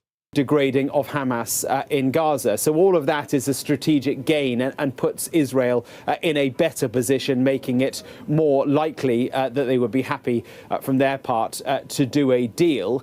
But the other thing that's changed is Trump. And there's no two ways about that. His unpredictability has focused minds. There's no question about that. It has focused minds in Qatar, in Egypt, in Iran, and also in Israel. Netanyahu realized over the course of the past 18 months that he didn't need to dance to Joe Biden's tune. That much was proved time and again by the fact that Netanyahu was able to walk over Joe Biden's red lines and nothing happened. It's different with Trump. Trump is unpredictable. That claim that all hell would break loose if the hostages were not released very, very quickly after Trump took office. What did that mean? Was it an empty threat? Was it not an empty threat? Who knows? That's Trump. And I think that focused Netanyahu's mind. It focused other minds as well. So both sides are obviously trying to claim all the credit. It's far more nuanced than that. Have a listen to Biden at the end of his statement a little earlier on, where he was asked what the history books would make, who they would. Dude, if something didn't happen and the same cycle of failure repeated for 15 months, and then there was a new factor presented, I'm sorry, it's very difficult for me to avoid looking at the new factor that is now involved in the equation after the 15 months of failure changed into a success. Like, it's no amount of complexities understanding is going to change that dynamic. Okay? Oh, it's just too complex for you to understand. Just like Israel's genocide. Too complex for you to understand. Yeah. No, it's actually too complex for you to understand. That's why you should demonstrate blind fealty to me, okay, and Joseph Robinette Brandon, that he magically was able to finally put this deal together that he was tirelessly working around the clock on 5 days before he was out of office. He just couldn't do it for 15 months until the last 5 days. You're brainwashed? Shut up. No more you're brainwashed. You have to tell me why I'm brainwashed, what your disagreement with me is. It's so boring when you say that. Damn, this guy's good.